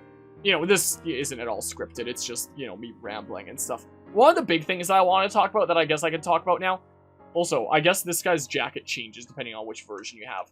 Like red or purple, interestingly enough. Yeah, that's a potential worry there. We'll see. We'll see how it turns out.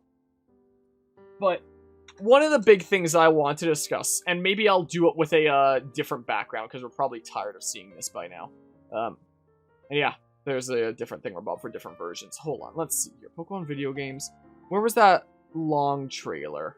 Yeah, let's just watch this one while this is going on. Are there actually no dolphin Pokemon already?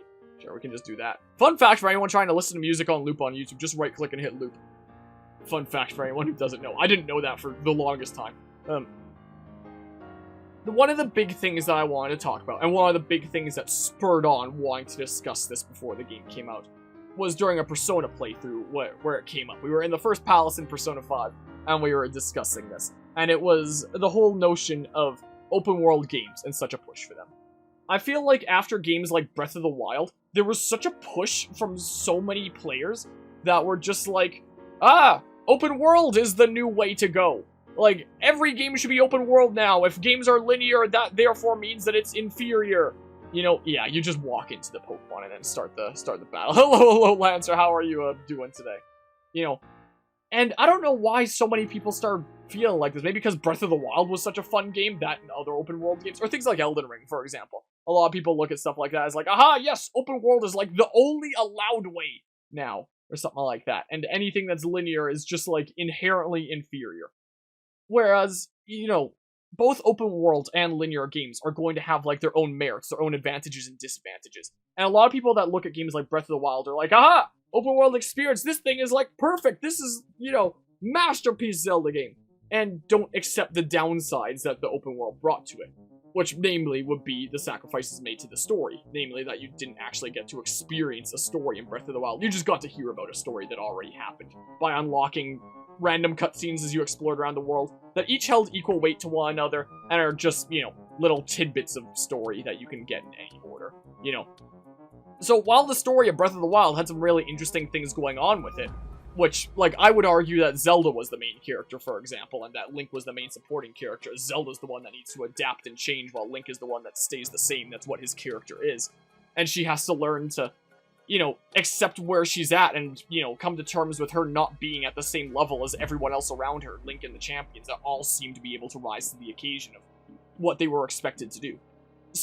There were some really cool aspects about the story in that game, but I just hate the story in that game because we never get to experience it. We just hear about it having already happened, you know, is the case. Which is why I love that Age of Calamity is a game that exists, so I actually get to experience the story. So I really like the story in Age of Calamity, for example.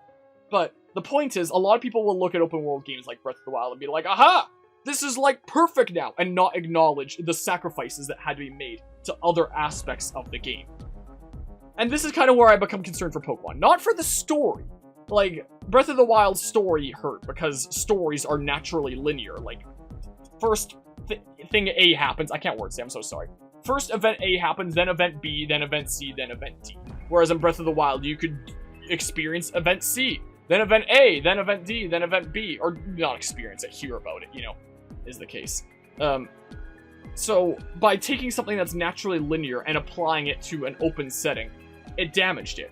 I'm not concerned about that for the story in Pokemon, but rather the gameplay. Because while open world would work in gameplay for something like Zelda, where it's like, oh, go do the dungeons in whatever order, do these shrines and solve puzzles, that works for gameplay. But Pokemon is, by definition, something that's naturally linear as a game that's level-based like this. Like, you start with your low-level Pokemon, you go into this route that's this level, and you get a little bit stronger. You go challenge the first gym leader. Then you go to the next route that's got a little bit tougher Pokemon and trainers, and now you should be matching their level, and so on and so forth. You go on and you start to level up bit by bit, and get to areas that match roughly your level. Pokemon, look at the low poly Torkoal.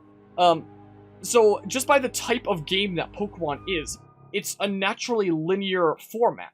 Like, it would be pretty wacky in Pokemon if it's just like, you can go to like the level 50 area immediately and you know, try stuff there. It's like, that's kind of weird, you know? It'd be kind of strange. So while Zelda is the kind of thing where it's like, a linear story, but it's applied to open world and that damages it, Pokemon is gameplay that's naturally linear and is applied to open world. I'm a little bit worried about that. So there's 3 different stories in this game. There's the gym challenge, there's the defeat Team Star, and there's the treasure hunt. What I'm worried about is that it might be something like Octopath Traveler, where it expects you to do, like, all the stories equally at once. Like in Octopath Traveler, if you want to be roughly the level that you're supposed to be, you would have to do all the Chapter 1s, then all the Chapter 2s, then all the Chapter 3s, then all the Chapter 4s, and then you've completed all the routes.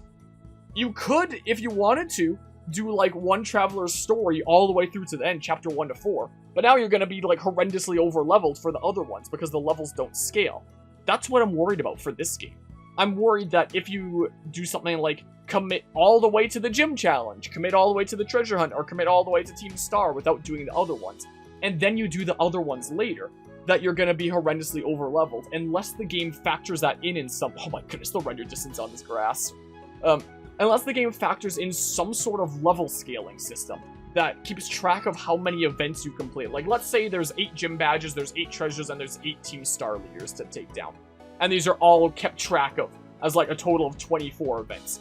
And based on how many of those you have done out of 24 will determine the level of the next challenge that you do of any one of those things. If they factor in a system like that, then it would work great, you know? I'm just worried that they won't. I'm just worried that everything is just going to be hard-coded in for what the level is.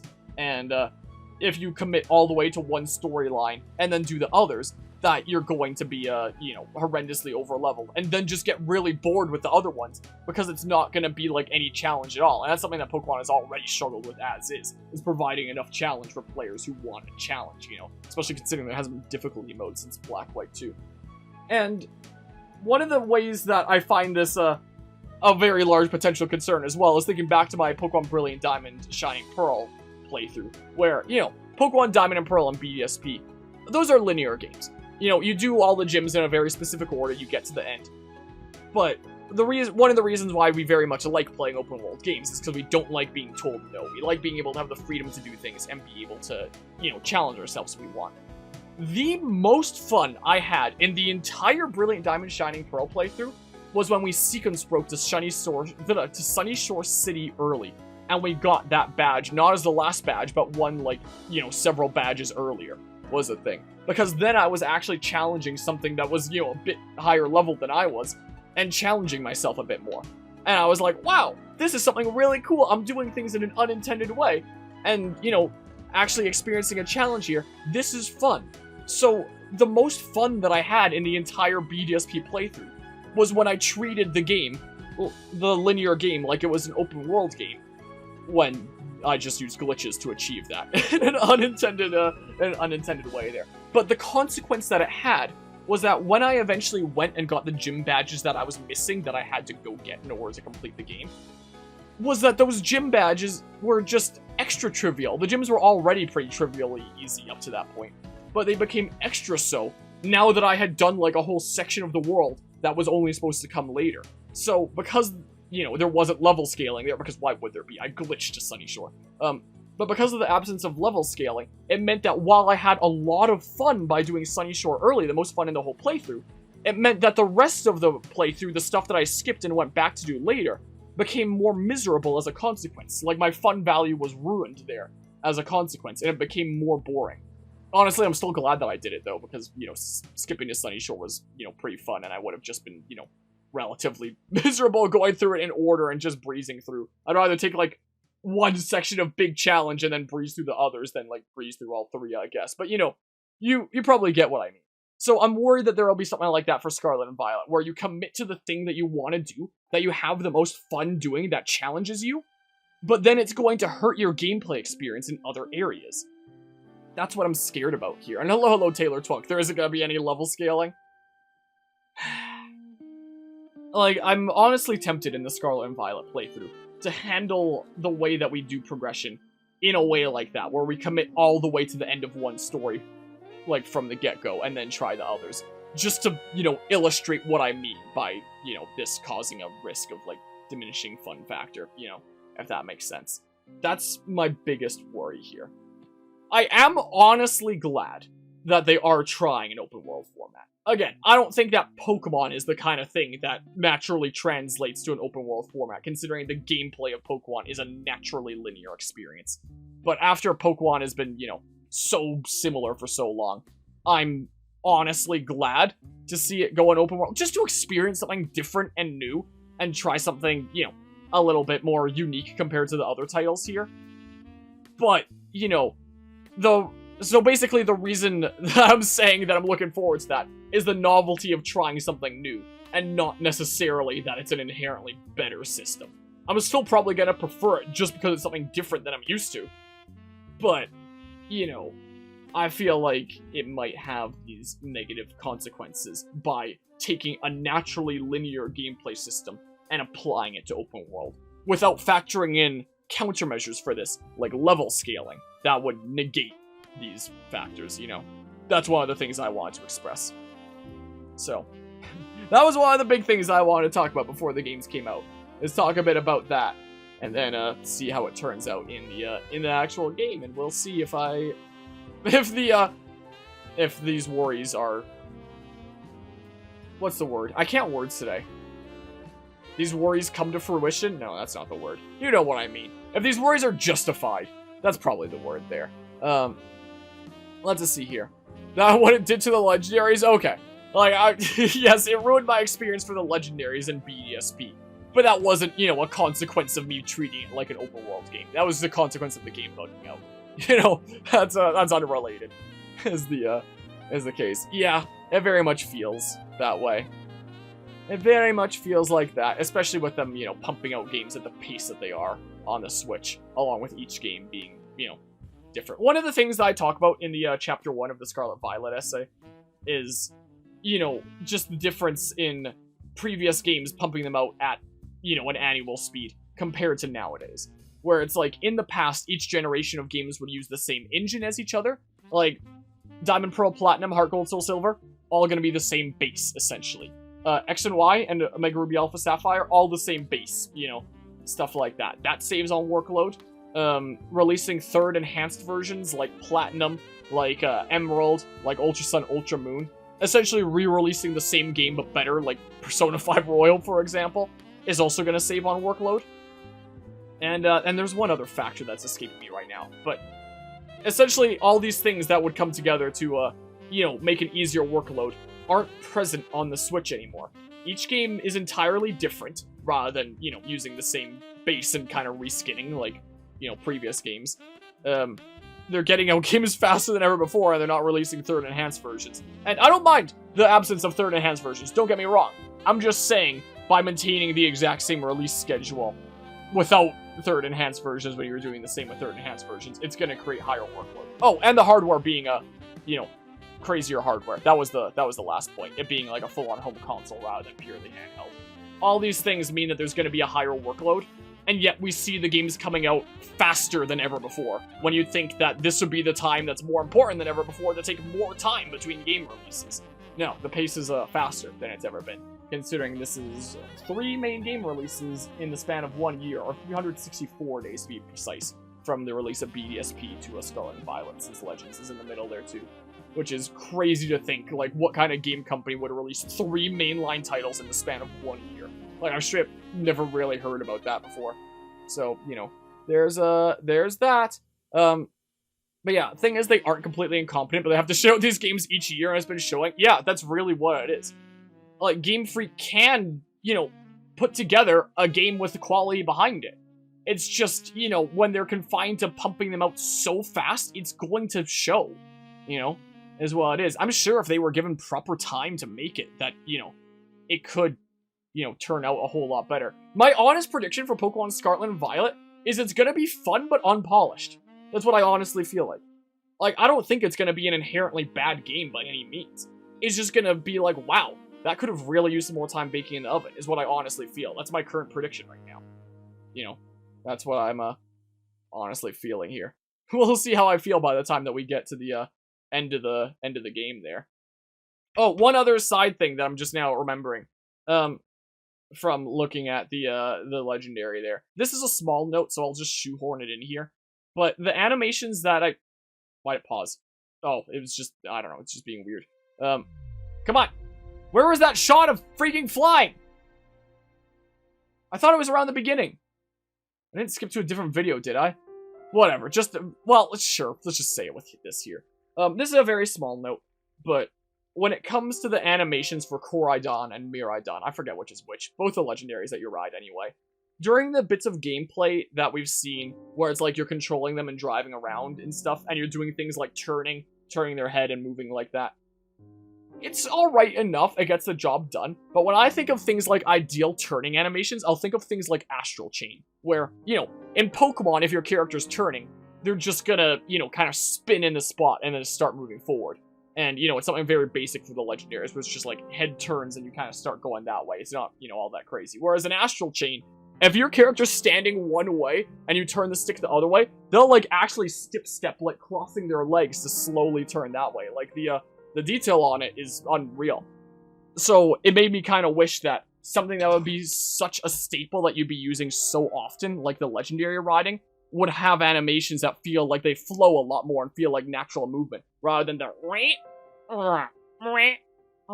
Well, I mean, I haven't gotten to experience it firsthand. That's just what I've seen from, like, the snippets and trailers, so we'll see how I feel in the actual game. But from what I've seen as snippets there, I just wish that it was something more like Astral Chain turning, which was like, oh my goodness, that was, like, super high detail on turning. Wow, that's awesome, so charming. But anyway, that's a little side note. I just wanted to slap it in there anyway. But yeah, let's just see here. Which is sad because older outsourced Pokemon games or Pokemon Snap made by the company that owns Digimon made better 3D games.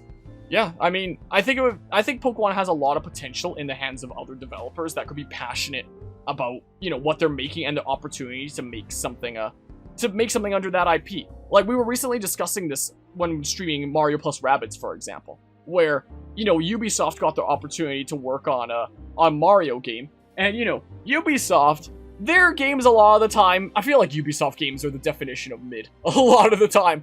And especially Rabbids that are, you know, famous for being games of mini-games and not exactly being high-quality games.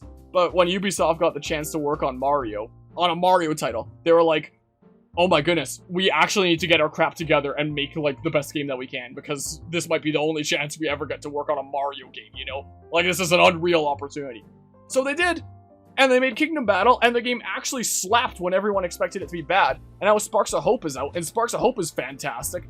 And like Scarlet and Violet, it feels like it could have used a little bit more time in the oven in terms of some of the graphics, I will say that.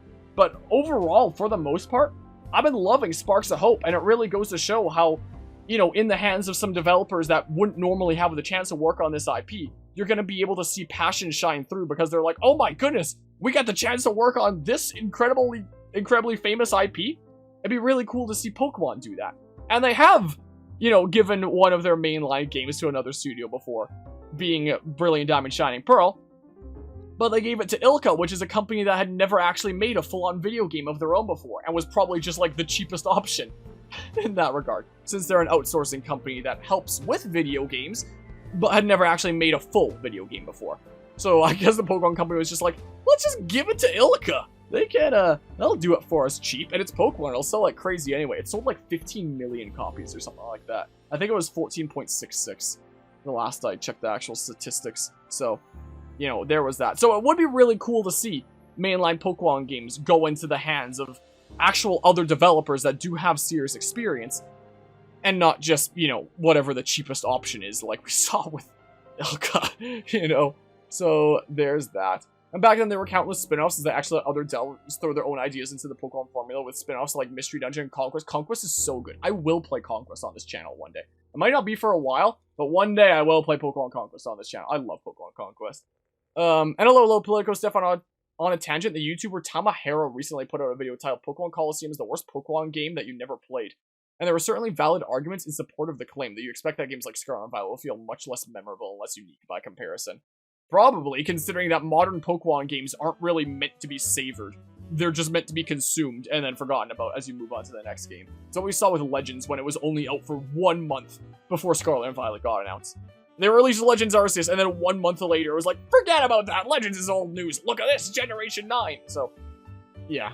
I feel like, you know, the mainline Pokemon games nowadays probably aren't really going to be remembered as much down the line, because they're just pumped out in a way that, you know, is meant to be like, aha, this thing has been out for just a little while, time to move on to the next thing, like, immediately after.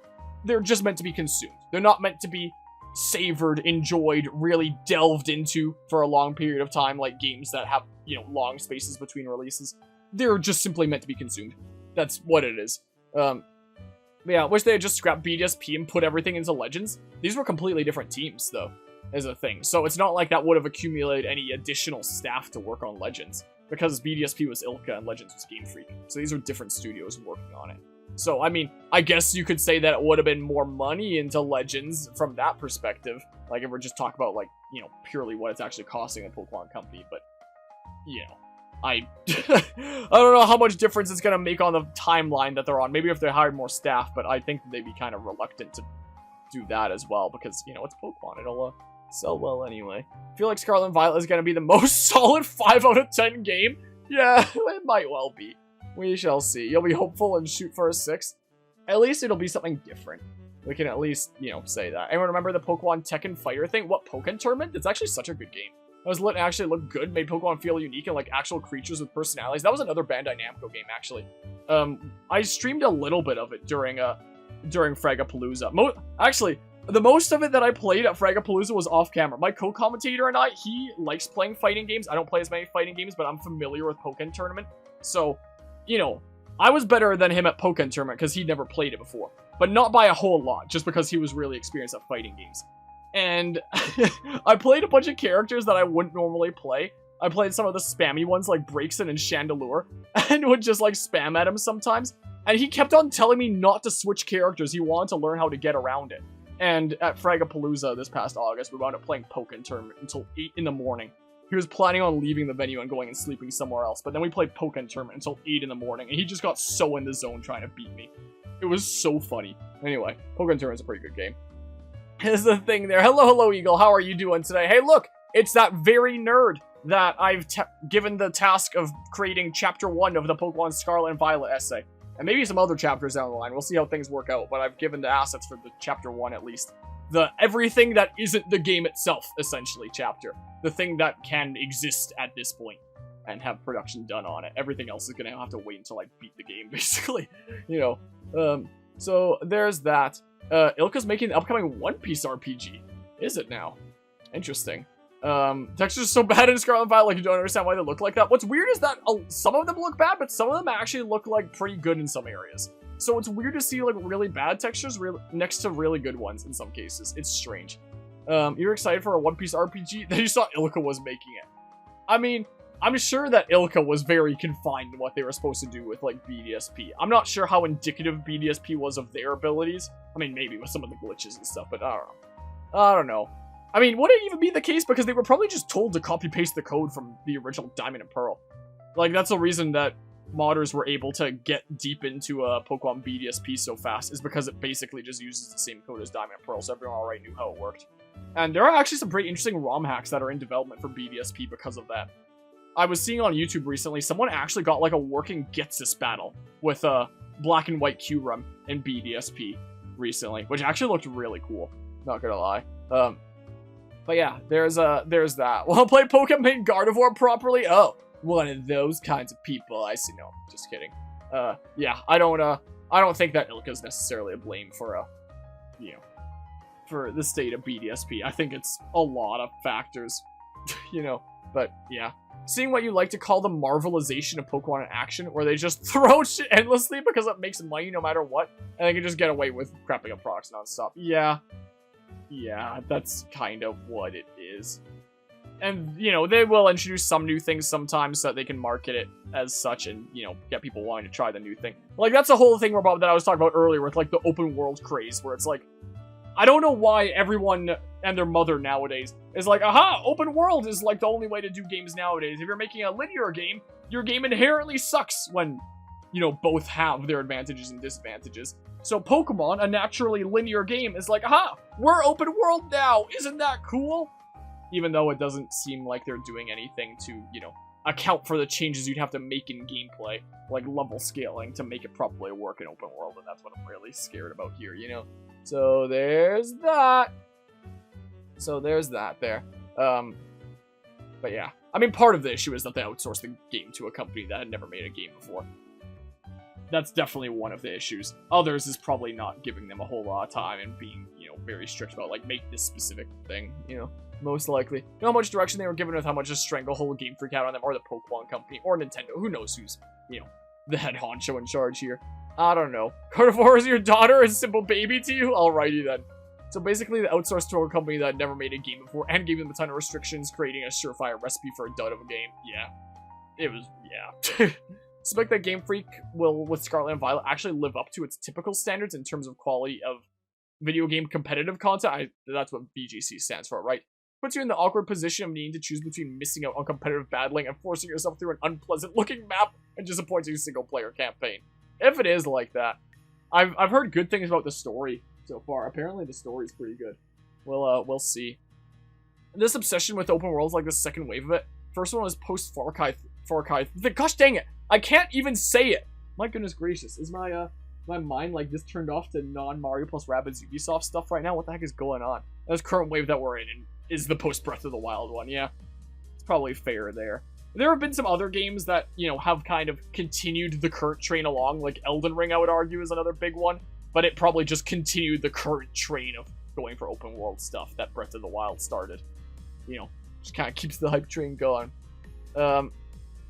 And then there's, yeah, Pokemon Showdown can be a good option. Good option there if you want to do competitive stuff. I've used Pokemon Showdown like a whole one time or something. Yeah, I think that's most of the things I want to get out there. Like I was saying before, I originally, in the script for Chapter 1 of the Scarlet and Violet essay, had stuff about my concerns for open world. But I figure, wait, why have it there when I can just play the game myself and have it in the actual script for gameplay to speak firsthand on how it turned out, instead of just guessing, you know? Is what I'd rather do there. Be so good at competitive if other people weren't better. Truer words were never spoken. That's how to describe things right there.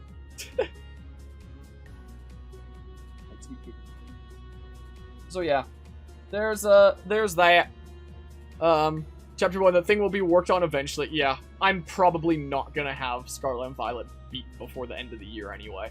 And, you know, I'm only gonna start properly working on the video myself once I've beaten the game. Actually, I think I started working on the Legends essay before I beat it. Like, I didn't have the script complete before I beat it, but I started working on it just to, you know, be working on it in increments. Maybe I'll do something like that for Scarlet and Violet. But I won't actually start, you know, video making with a completed chapter script for any of the other chapters until I've beaten the game. And, you know, maybe I'll be able to do it before the end of the year.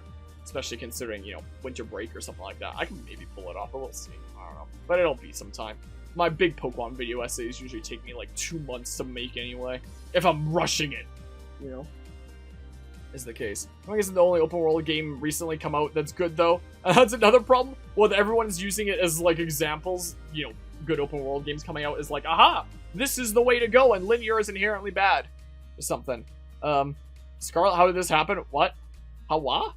You know, a guy on Showdown who's completely off his meds and monotype bug runs a Scizor with substitute roost toxic and something else, but you forgot about it entirely. Status move Scizor. Wacky. And a monotype kick made a team for every type. Sounds like it could be pretty fun there, though. If we do wind up, you know, fundraising a decent bit during the upcoming 24-hour charity stream, and I do wind up having to put a mainstay in my team of, some Pokemon that y'all nerds vote for. Makes me very scared about who that could potentially be. You know, if it could be anything from Gen 9. Yeah, let's see here. YouTuber Austin Plays speculates there being no North American Steelbook release for Scarlet and Violet like there was for Sword and Shield, because Scarlet and Violet is clearly expected to sell well regardless, which only adds further to your hesitancy to buy this game. I've seen some ads for Steelbooks, but I've never seen any NA, so I guess that would make sense there. I see other awards for NA, like pins, the healing item set, the berry set, the backpack situation, stuff like that. We talked a little bit about that earlier. We talked a smidge about it. About stuff like this.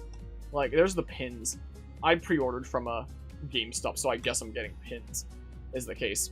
I did wind up covering both games in a double pack for my Sword and Shield playthrough, where I did Sword on YouTube, or Sword on Twitch, which also went on to YouTube, and Shield was exclusively for YouTube, but I only did, like, the main battles, like gym battles, since I was already doing a full playthrough of the other. I did something weird for my Sword and Shield playthrough. I did pre-order the double pack, but I'm not playing both this time like I did back then. In fact, I'm not even keeping both. I'm just gonna play Scarlet, and Violet is getting sold to my younger cousin, who I was working on my truck with earlier today. So as I'm coming home from picking this game up on Friday, I'm just gonna like stop by their place and just like put it in the truck that we're working on and be like, yeah, go freaking find it in the truck later and like pay me back whenever. Essentially is my plan. That's what's going on there. But yeah, so we've already talked a little bit about this. There's other pre-order bonuses, but this was some other region. I guess I didn't have it written down in the image for this one. But this was, I think this was off of Singapore's Pokemon Center page that I saw this. Something like that. But I did not see anything like this for NA. If you got the double pack, you get 200 Pokeballs, is the case. This is a site in the UK called the Game Collection, where you get a double-side poster and sticky notes, which it also doesn't show a preview of. And if you order from Game in the UK, yeah, there's just a second one there, which is a clearly different seller. You get these, this starter's freaking miniature thingamabob right there, is what you get. And then, yeah, there's that in other regions. And then if you pre-order from Japan, you get like a bazillion things. So this is the Japanese Pokemon Center that I found a bunch of stuff. So it's like you get an art book for each game. Apparently there's a different one for each game. Don't know why, but apparently there is. Get like some sort of commemorative card. I think that's what that is. I translated them all at one point, but I don't actually remember off the top of my head what each of them are. I think that's the commemorative card. It comes in one of 3 special shipping boxes, which is just random. Across one of those 3. You get some sort of a code for wallpapers, I think that was. Well, maybe this was the commemorative card. It was some sort of special card there. There's, of course, the flying Pikachu and then the 200 Pokeballs. It says 100, but it's just 100 times 2. Is essentially what it is there. So, yeah, there's all that. From the, this was posted in the Discord server a while back, but this was a trailer comparison thingamabob, where it's like, you know, between trailers, this is the difference that happened. So, you know, if that isn't saving things last minute, I don't know what is. Oh, and here's that thingamabob from Sakurai. I guess I took screenshots of it. Yeah. You want to make your game ready to show the world? First, you have to finish it. Yeah, Pokemon doesn't know what that means. I don't think. Any other handy things to show off in my folder here? I don't think so. I don't think so there. Hello, Anti-Gravity. Scarlet's so much fun. Are you just saying that for, like, my game category? Because I guess my, game category right now is Pokemon Scarlet. Is the case. The thing is, the open world good, linearity bad has been a thing since Skyrim first came out. But it's only strengthened since Breath of the Wild made it cool to be open world again. Yeah, I guess that's fair there. I only really started to, you know, majorly acknowledge it after, you know, Breath of the Wild and, you know, everyone and their mother going on about that kind of thing. Let's just see here. Pre-order from Gamefly, no bonus. If you buy it from AU, you get steel cases. NA sucks for bonuses. It kind of does. Star Miniatures is the one worth the most in your opinion. The Star Miniatures are pretty cool. It's Pink Hammer Pokemon who just hates Corviknight by hitting it? What? What is this sentence? What spurred it on? I'm confused. Gotta have a lot of money and resources to make a good open world, or at least really good resources. Yeah. I mean, Pokemon has really good resources behind them and a lot of funding, but, you know, it doesn't matter how much they put into it as long as they put out a product, is what I feel like there. You know? Not rich so you can't buy everything you want. And the script, fun fact, speaking about being rich, I calculated in the Chapter 1 script for the Scarlet and Violet video, like, how much it would cost to actually get all of the pre-order bonuses for Scarlet and Violet. So that means, you know, getting the special Pokemon Center backpack, getting the steelbooks, getting the figurines, the poster, all the Japan Pokemon Center stuff. I included the new Switch OLED in my calculations, and I think in total it was like $1,100 USD was the thing. If you take out the Switch OLED, it's like $700, something like that. Something along those lines.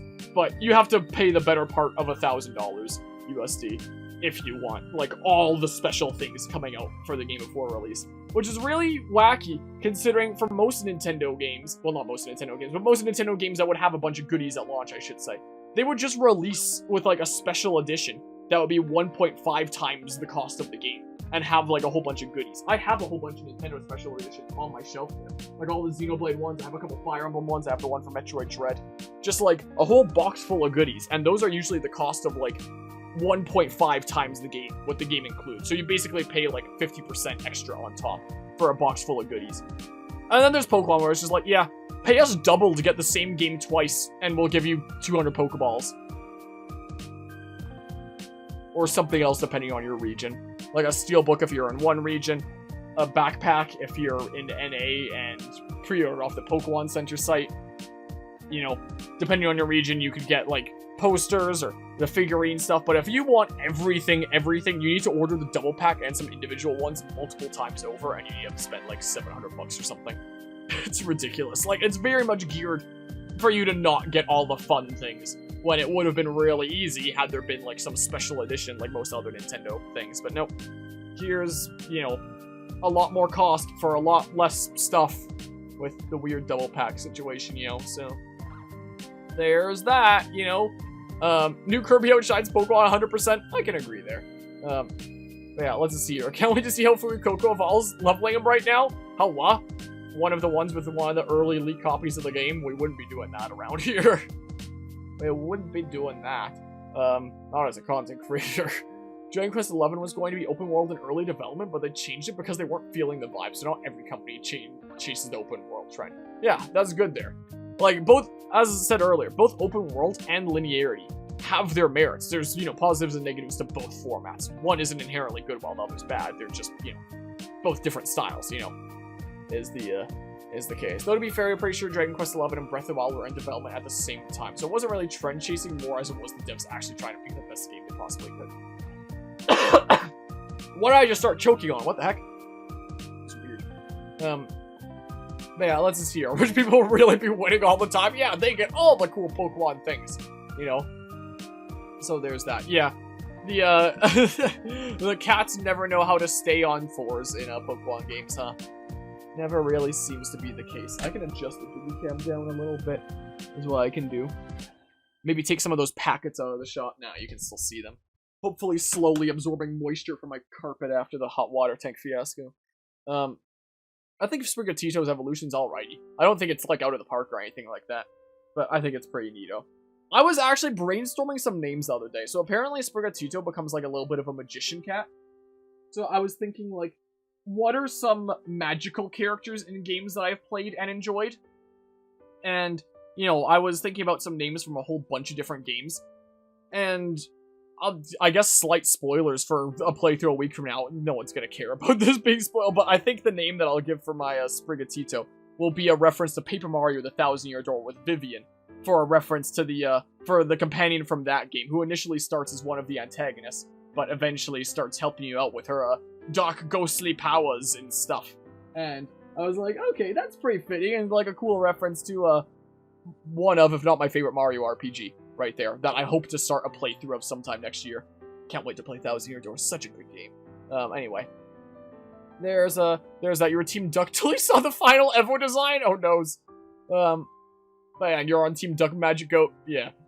Wish making the best game they could possibly make was the trend instead, because both those games show how a lot of effort pay off. Yeah, it would be really cool to see more games, you know, just following that trend instead of, you know, whatever is the most hip thing at the time, which nowadays is open world kind of stuff. Again, maybe open world would be cool for this. We won't know until it comes out. I'll play it, I'll do my full review on it. Maybe it'll turn out great with an open world format. And I am looking forward to playing something different that isn't just like the regular Pokemon scheme. But is it actually going to work well? You know, is the case. Really wanted Sprigatito to be bipedal because you love watching the Pokemon fandom squirm over shit that doesn't matter. That's one way of looking at it. Wait, did Fido despawn like a second before the, yup. I get comments on my Pokemon Legends Arceus video essays sometimes that are like, you know, if you only saw it in editing, then, like, you're not allowed to complain about it if you didn't see it in actual gameplay. I do see things like this in actual gameplay. I just can't identify what they are until I go to editing. I just see it as a flash. Like this. As it'll happen in a hot second. Oh, what? Having problems running like the leaked game, I guess? Hello, Shelf God. But yeah, look at this. Bam! Despawn, just like that. So it's not like it's unnoticeable, only in editing. It's like you notice a flash, but you just don't know what the heck happened until you put it into slow-mo in editing. I appreciate the follow there, Shelf God. Yeah, that's, wow. Wow. That's, and with all the effects as well. Gone. Just vanished out of this realm. Never to be seen again. That's, yeah, that's cool. So for anyone that comment on my Legend Arceus essay, being like, oh my goodness, you can't notice it unless you watch it in ultra slow-mo. No, I notice these things. Like, I saw that just there. I have to put it in slow-mo to see exactly what happened, but no, that's noticeable. That is most definitely noticeable at regular speed. Wow. My goodness gracious. So screw you to everyone that says it's not noticeable. Hello, Farvader. How's it going today? My goodness gracious. Team Magic Cat now. Finds Masquerade Ball influence is really cool. Yeah, is a neato thingamabob there. Haven't seen anything new from Scarlet and Violet since effing Reddit alien Pokemon they made. What? Since the effing Reddit alien Pokemon they made. Are you talking about the freaking partner Pokemon of Iono? There? Like the frog thing? Or are you talking about something else? Like, what do you mean by the weird Reddit alien? I appreciate the follow there, Farvader. Like, what do you mean here? I'm confused. The camera app seems kind of cool. That seems kind of neato. I will give it that there, you know. Tired doggy. The doggy's getting old. She really wanted to play today. She would, you know, have a toy in her mouth and be swinging it around, but, you know, her back legs don't work that well anymore, so she fell over a few times. So she really wanted to play, but really couldn't. Anyway, should we switch things up maybe? Because I think I've said like most of the things we said. Been going for close to 2 hours now. Is the thing. I mean, how long did the starting soon screen go on? I usually cut out the starting soon screen. We want to just like chill for a few more minutes so that when this goes up on YouTube later, it passes the 2 hour mark. It's probably not that important, but it'd be fun to have it be like 2 hours. I don't know. Also, wait, why did they transition this here? Like a few times. Did the player only press A? Like sometime later? But you can tell from the grass that it transitions. Like, look, you can see it there. That they fade from, like, one video clip to another. Why? They make their games questionably, and they make their trailers questionably. It seems like the sandwich making is gonna be something interesting. You know? Yeah, apparently that's the way that it works in picnics now, is that if you, for breeding now, is that if you go have a picnic, and there's some Pokemon that are capable of breeding in your party, they can just, like, put an egg there. Yeah, you ever just go screw in a field during a picnic? Doesn't everyone? Are you the guy with Pokemon essays with, like, millions of views? I have one that's over 1 million. The next closest one is, like, 800,000, I think? Recognize your voice? That's probably creepy and you apologize? You know, no, that's perfectly fine there. I recently met somebody in person in one of my classes that had seen one of my Pokemon essays before. That was strange. Only realizing it after we connected with one another on Discord after class, and I guess he saw my channel. I was like, wait, I've seen you before. So there's that. But yeah, no, I don't have millions of views, but I have. Well, I guess if you combine all three of them, of like the general Pokemon on the Switch one, and then BDSP, and then the Legends Arceus one, I guess it would pass 2 mil in total, which I guess, like, all together then makes it million. That's a scary thought. I don't know how the heck that happened. I didn't really have, you know, I had some videos going some places sometimes, like a Roller Coaster Tycoon essay, or one on Pokemon Mystery Dungeon a little bit. But I never had any videos hit it off that much until the Pokemon essays that I made. So, thinking about that, where, you know, combining them all actually does make a millions, I'm gonna be honest, that's kind of a scary thought. That's, my brain can't compute it, I'm gonna be honest. So there's that. Trainer gets lunch at a show, yeah, I guess so. I guess that is the case, my goodness gracious. Wait, Centro Leak said you could also make a sandwich that makes breeding faster. The hell did they put in that sandwich, Viagra? The hell? My goodness gracious.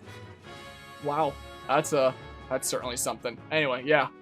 I guess from that perspective I am that guy, and I don't know how. Honestly. I really don't.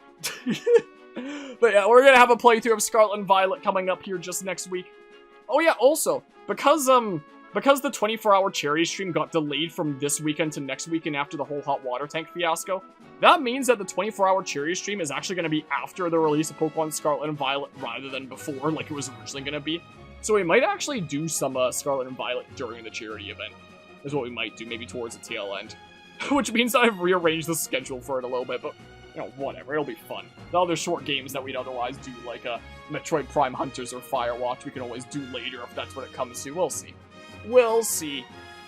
But yeah, can't wait to live stream the game on November 18th. Yeah, it'll be interesting. That's probably gonna be what most of my Friday is spent with. I'm gonna go to my GameStop, like, you know, basically right when it opens up, come back and probably start streaming at like a EU-friendly time, most likely. Like, it'll be earlier, is the case, and yeah, just spend the Friday streaming it. So this Friday night is spent talking about it, and next Friday is gonna be spent streaming it. But not too long into the night, because I'm gonna have to get some decent rest before being awake for like 26 hours for the 24-hour charity stream. Because I'm awake for like 1 hour before and 1 hour after. It's the case. So there's that, you know. Let's see here. I haven't seen anything about it, so I don't know what the stars look like. That being said, it's neat that they based Quaxly's Evo on a Conquistador. Yeah. That's at least a cool touch. I've only seen, you know, the menu sprite of it, so I haven't seen the full thing myself. Jerry streams on your birthday, yippee, your Master Pie. Well, happy early birthday. And okay, CJ.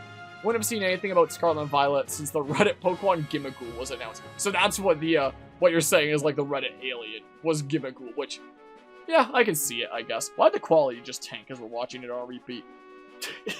Having it on in the background.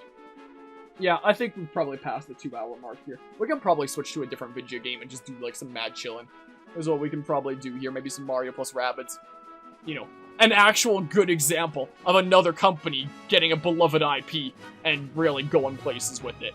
So might just do that. And we're also listening to Mario Galaxy music right now, and I've always been saying the Sparks of Hope is like Mario Galaxy 3, so it's fitting. Looks like the Reddit mascot, you hate it? Oh, wait, is that what you mean by Reddit? I thought you were saying, like, it looks like something that would come up on Reddit. Hold on. Reddit. Reddit, dive into anything.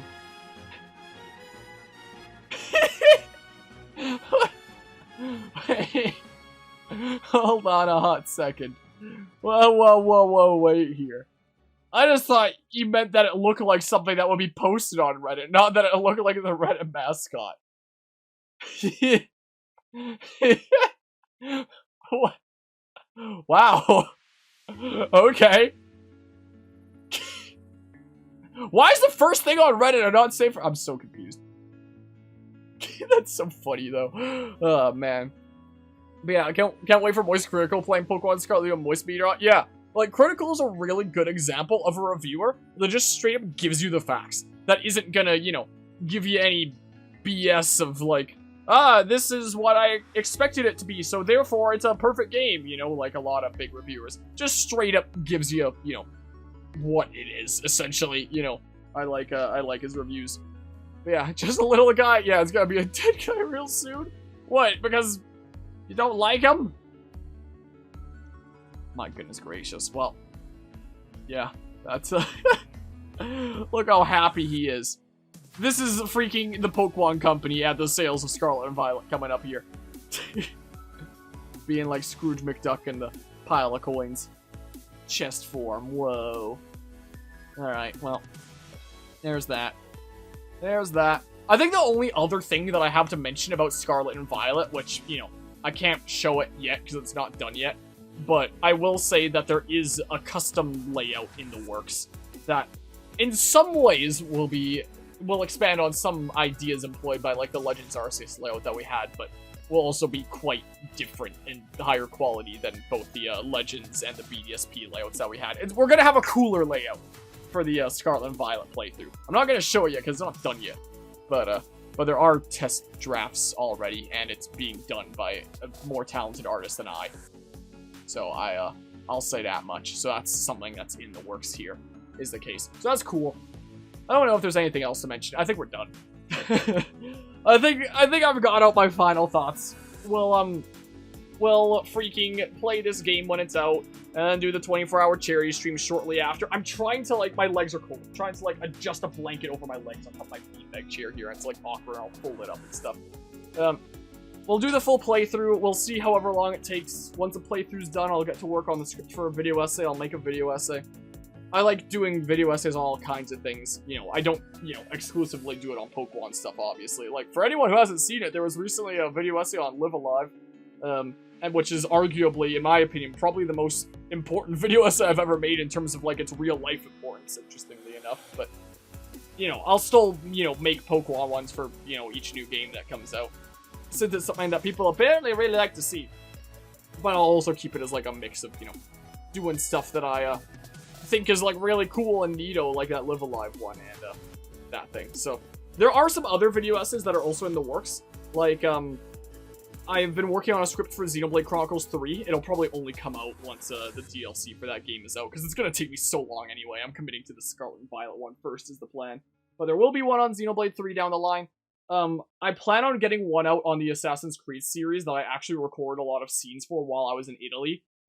In actual production, I've not at all started yet, so maybe it'll just be one of those projects that I recorded a whole bunch of while abroad, and then never wind up making into an actual video, but I hope to do so. So, you know, there's some upcoming projects around here, but I guess the most Pokemon-pertaining one is the Scarlet and Violet one. I'm just rambling on about whatever the heck now. Hello, Guzma. Yeah, I heard about that. I heard about that going on there. The textures get ugly when they zoom in on things in the trailer in some places. Not in every place. Some of the textures actually look pretty alright. But in some of the places, yeah, they're pretty gross.